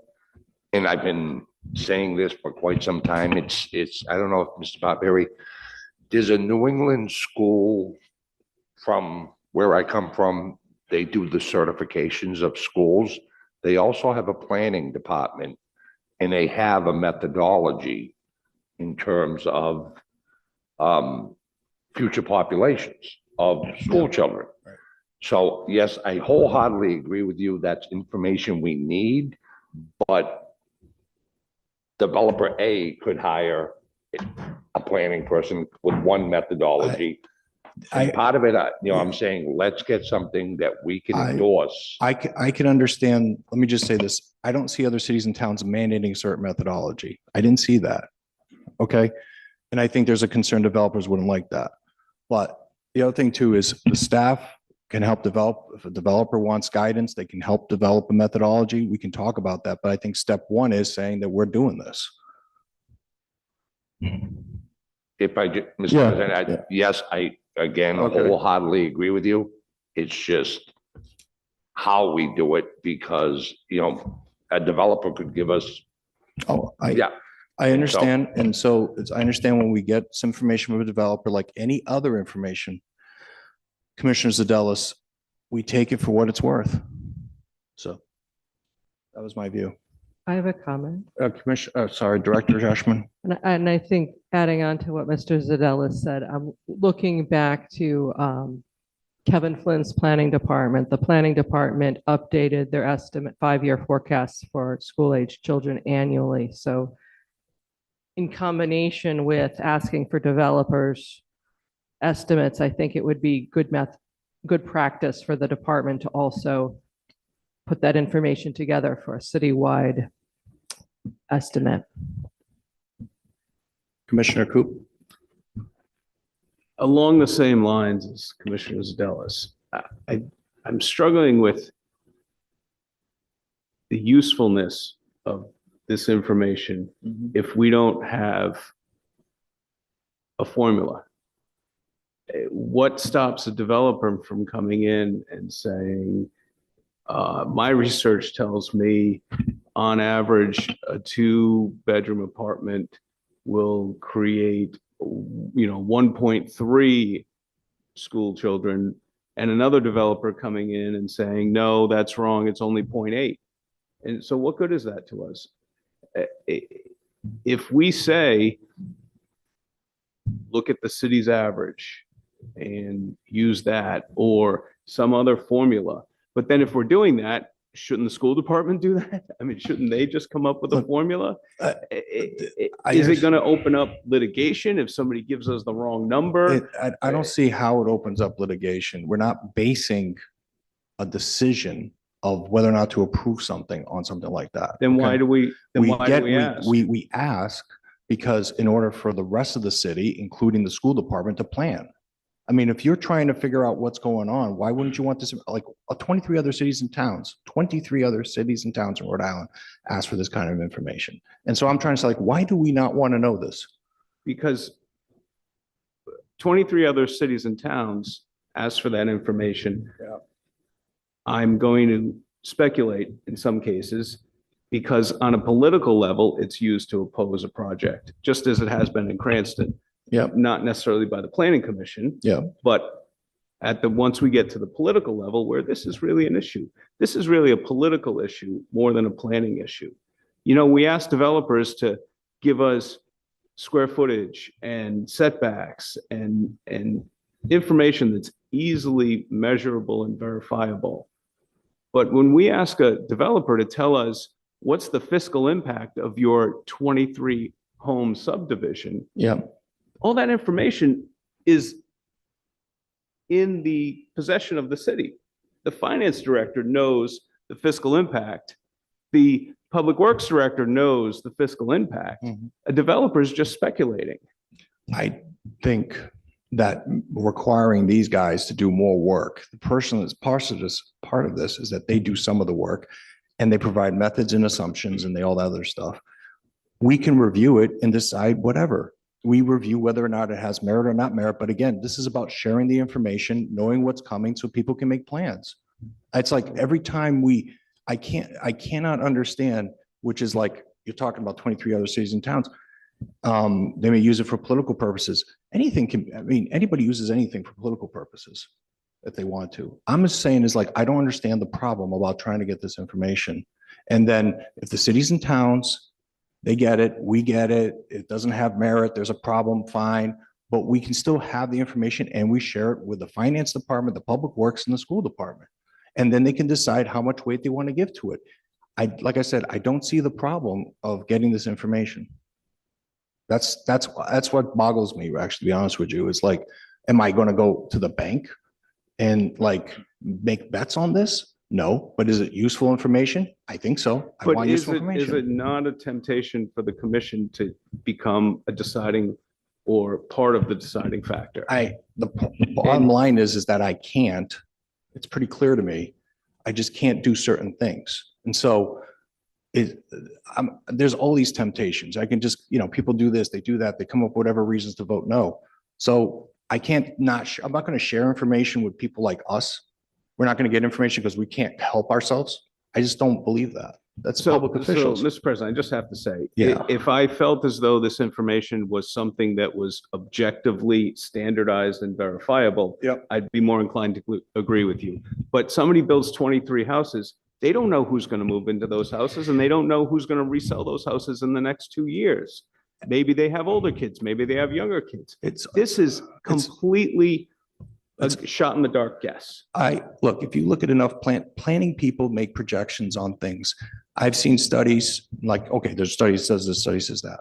The bottom line is it's like 410, like it's like, usually I see now, the commission did this in the 70s. They assumed that every every kind of regular single family home was about 0.5 of a kid in a house on average in school. And now I've seen stuff that's like 0.4 of one, 0.4. Those are studies. People do analyses. I actually got information from the school department a couple of years ago, asking them to tell me how many kids by address. So I know that on average, it's about 15 kids per 100 units on average. But Situate Vista is like Mechanical Vista is like nothing. Riverbend is a lot. It just fluctuates on the demographics and the thing. I don't understand why you don't want this information and then you can figure out how you want to do things. I want that information from the school department and the planning staff. I don't want to put that on a home builder to have the expertise of the school department to estimate how many tenths of a child that are going to live in each house. Major developers, this is major development, they come up with this anyway, Commissioner. They do this to us when they do rezonings. I've seen it at Printworks. I've seen it on Knight's Corner. I've seen it even for Oakland, the Oakland Ave thing, when it was 12 units. They can do this. I've heard them do it. You know, they can do it and they must do it in other cities and towns. So I don't understand this. I can't do this. So, all right. You guys want to keep arguing? Have anything else you want to say? I don't have to give public comment, but I bet you want to say something to me, Mr. Murray. So why don't you, as a courtesy, I don't have to give public comment, but come on up. It's late. I guess we're changing the rules because I've always heard that I always allow public comment. That's right. That's what I started thinking about when I saw you.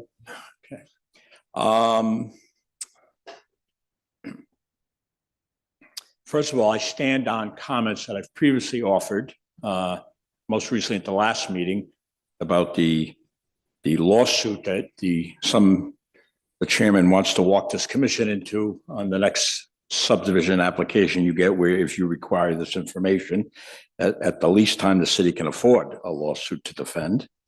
I wasn't really going to speak on this, but I will reiterate, I don't believe those should be on I appreciate they took them off the minor checklist. I think it should be off the major checklist. The school department has many methods of projecting school population through pre-K registrations, screening. They don't need this commission to tell them that, in 3 years, you might have another 7 kids at Stonehill. Okay. They have the ability as professionals to figure that out. That's the first thing. I heard earlier this evening that there is no growth in Weston Cranston, so we don't need a fire station. But here, when it fits, the way you stand depends on where you sit, because in October of 23, the school department said the schools are exploding based on the growth in Weston Cranston. So if we need to have data, we should need to have a fire station, would be my retort. But again, I don't care whether it's subjective or objective. The mere fact that you're asking for this information, which by the way, does not fit into any of the standards you're supposed to apply when approving a subdivision.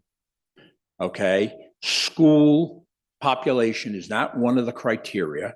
I will say, when you look at a rezoning, okay, a rezoning of a parcel, under that statute, facilities and things like that can be taken into consideration.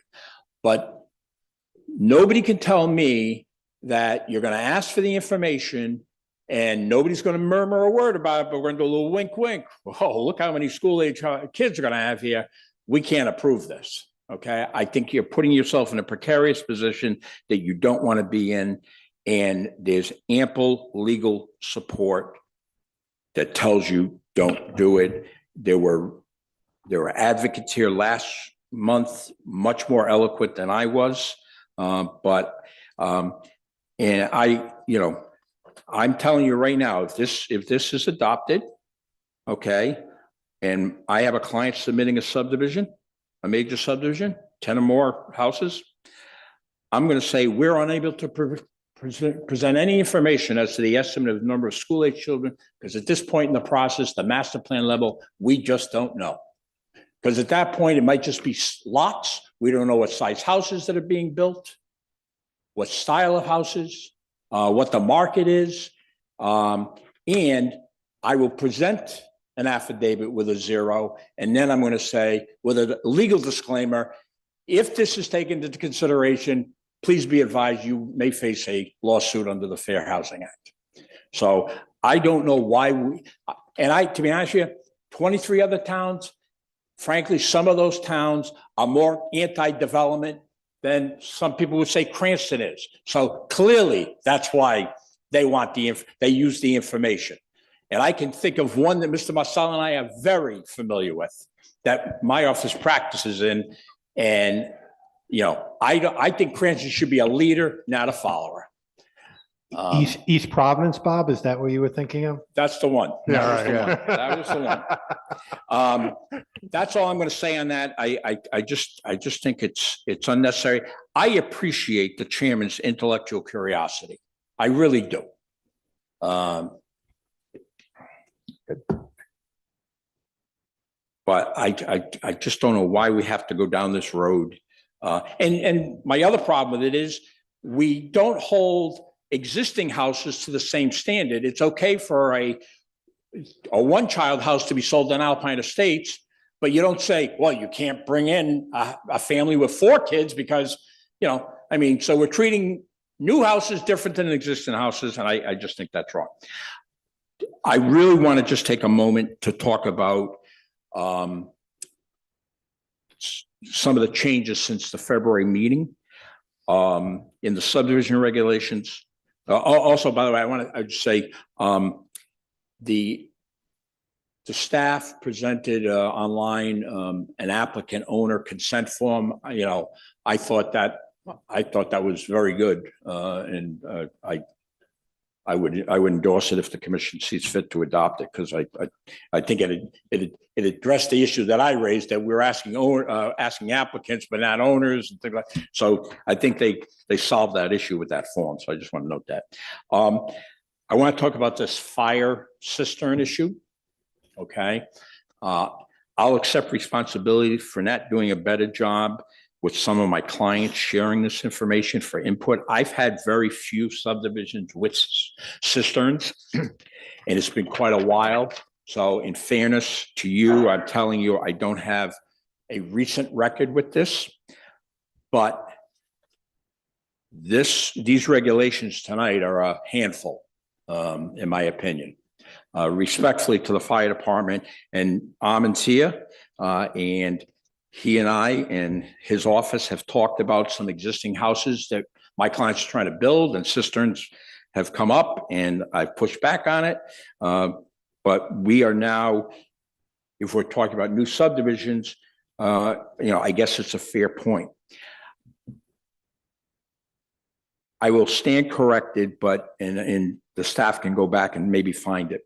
Throughout the new language, starting on page 104, I believe, the 7 or 8 pages, it keeps referring to the AHJ as approving something, or I can't find where that is. If it's defined somewhere, I don't know who it is, but I don't know what that is. Should be in the definition section. It's the authority having jurisdiction. It is a term that is used in the fire code. It should be in the definition section. If it's not in the definition section, it should be in there. In fairness to you, I did not go look for it there. So if it's there, that's fine. Typically, that's just the fire marshal or a designee, or fire chief or designee. It's on page 5, and if I had looked for it, I would have found it. I apologize. Okay, so that's number 1. Number 2,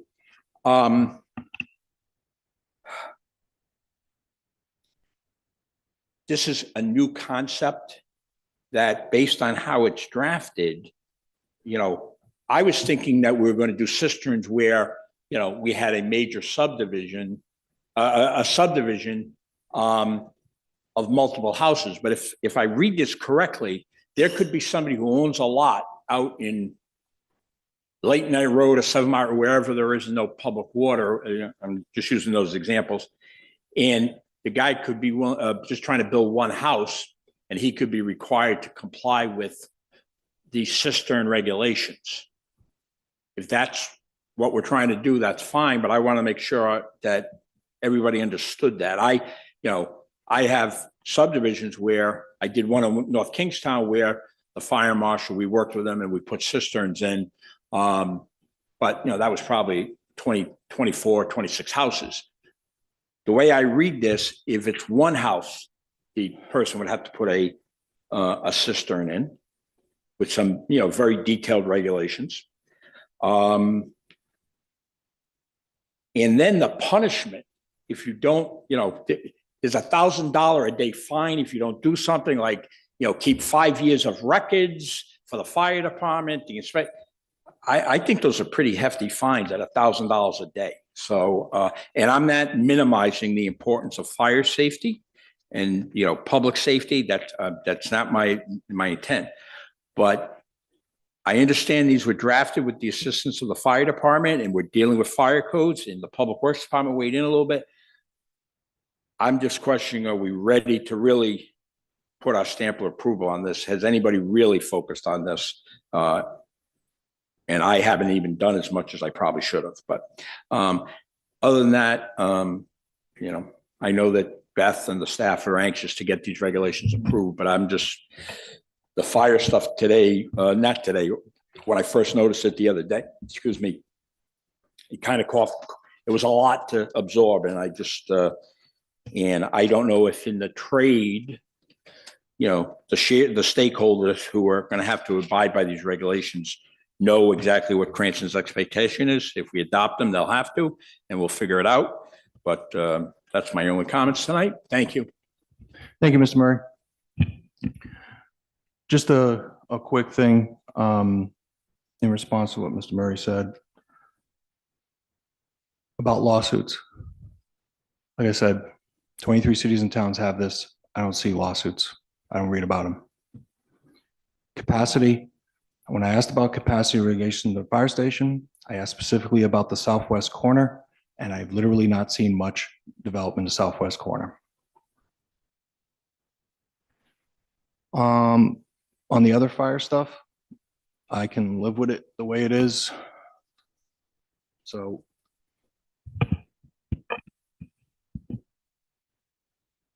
and I should also note, like towns, like you mentioned, joke about East Providence. East Providence requires, quote, fiscal impacts, including tax benefits and school and service requirements in their filings. Subdivision regulation, section 5.8. So I don't think we're an outlier. Anyway, so what do you guys want to do? You want to vote? You want to kick the can? I'd rather vote and see what happens. You ready? Okay, I'm going to make a motion to approve the regulations. Can I, before you do, can I ask a question of our solicitor? Yep. Who practices in at least one of these other cities and towns? I practice in many of the cities and towns. Honestly, the thing we don't see as much anymore are major subdivisions. Just because useful land is at a premium now, you see a lot more minors. But anyway, go ahead. I'm curious if you think my concerns about the credibility of the information are warranted. I mean, do you see always consistent numbers? Do you have any idea where the developers get these numbers? I mean, so, you know, my experience, obviously, Narragansett, North Province here, we just don't see any major subdivisions. You know, I've been in North Kingston, Burrillville, South Kingston. It just hasn't come up because of the lack of major subdivisions now. So, I mean, I do agree that there should be some type of criteria. But I don't agree that by putting this requirement in that you're going to invite a lawsuit, because we haven't seen one yet, ever. So does that mean, you know, X attorney isn't going to, rather than give us a number, they're going to do a 5-year federal lawsuit? It just seems easier that they would just give you a guess what that, how a city or town uses that. Again, I don't know. For instance, in Narragansett, there's one elementary school, there's one middle school, and there's one high school. So what's the difference? You know, it doesn't really matter because there's only one place to go. Here, it does matter. You know, in North Providence, same way, it really doesn't matter because there's nowhere to build. So, but I mean, my legal opinion is leaving it in there would not create the potential of any lawsuit. However, I do agree that some criteria would be helpful to at least give the developer criteria to go to their expert and say, this is what I need you to do. That, that's. So I appreciate your answer. Yeah. And, I am, given the current political climate towards housing development, I think the city of Cranston would make a fine target for some activists that wanted to bring up one of these lawsuits. And I'm not afraid of that in particular, but I would be concerned if it appeared that an estimate without criteria of the number of school children became a factor in deciding whether to approve a development or not, and that suddenly becomes a reason for appeal. Or True. I something. mean, believe me, we're good here. I mean, the Portsmouth Town Council just came to the Narragansett Town Council last night and asked them to join a lawsuit along with them, Hopkinton, Smithfield, and one other town against the state of Rhode Island based upon the homeroom charter and the state jamming this down the municipality's throat. So right now, there's 4 active towns in a lawsuit against the state now. So I would say Cranston is not very difficult to do business in. But with that said, again, it's an objective criteria, which it's really up to you guys whether you want to put it in or not. So in the end, Mr. Chairman, I'll just say this. For me, it's a cost benefit analysis. And I agree the risk is small, but I believe the benefit is small. I believe whatever numbers are given to us are going to be no more credible than numbers we would get if we called up the school department and said, how many kids live in a 27-house subdivision? I just don't see the scales tipping towards this gives us useful information that's worth any threat of aggravation. I personally think, like I said, if 23 cities and towns have had it, and they've had it for a long time, cities like East Providence have some aspect, Warwick, all the ones I mentioned, I don't believe there will be. Number one. Number two, if it can be somewhat useful information, that I'd rather have some useful information than no useful information. So, all right, 11 almost. And I'm just going to echo Vice President Coop, what he's talking about. I think we have other means of getting this information. I don't want to go down this rabbit hole. I don't think we need to have this in there. I don't think we need to provide a developer. They're not the professional in this area. We have a school department that do this kind of work. We don't need to look at a developer to be able to give us this information. And I think we should avoid going in this direction and actually removing this out of this document. Okay. Guys still want to go vote? Okay. Well, I'll start with this. Oh, go ahead. Do you want to say something? I mean, you could do 2 things. You could continue it, ask for it to be removed and have it come back, or you could make a motion to approve the entire document without that one condition in there, and discuss it that way. I mean, because nothing else, it doesn't seem like it's 200 pages. So if this is the only disagreement, then that might be a better way to go. Yeah, the only thing, I don't think we're disagreeing about the fees. I don't think we're disagreeing much on the other stuff.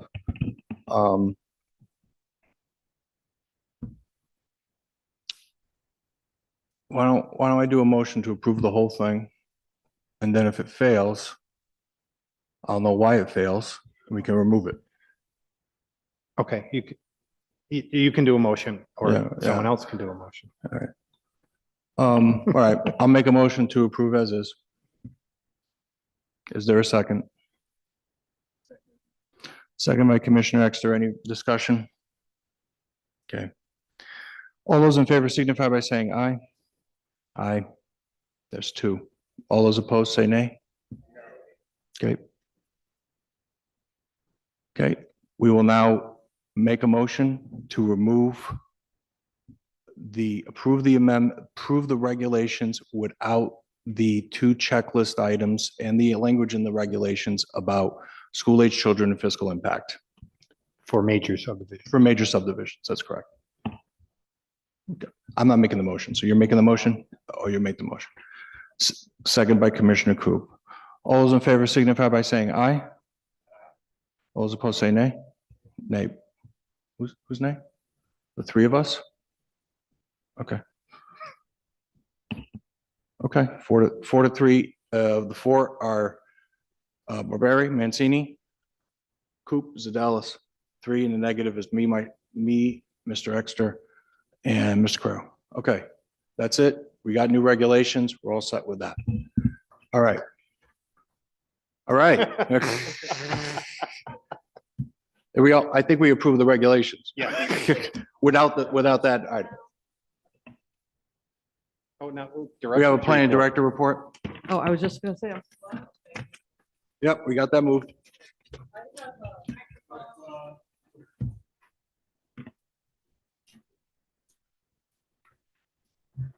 I've passed out a printed director's report. The one thing I really want to highlight is the students from Roger Williams University have done some really great research. We tasked them with, looking at neighborhoods.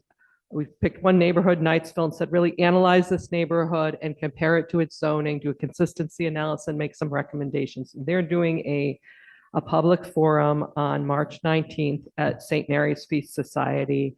And I'll send you that information in an email tomorrow that you can circulate around. But I really think that they've put together some good information and look forward to seeing the public's reaction to it. Okay, if anyone has any questions for the director, you could always ask her. We don't need to take up any more time.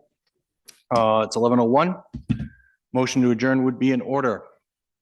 Made by Commissioner Mancini, seconded by Commissioner Coop. Any further discussion? All those in favor signify by saying aye. All those opposed say nay. Ayes have it. Okay, we'll see you next month, guys.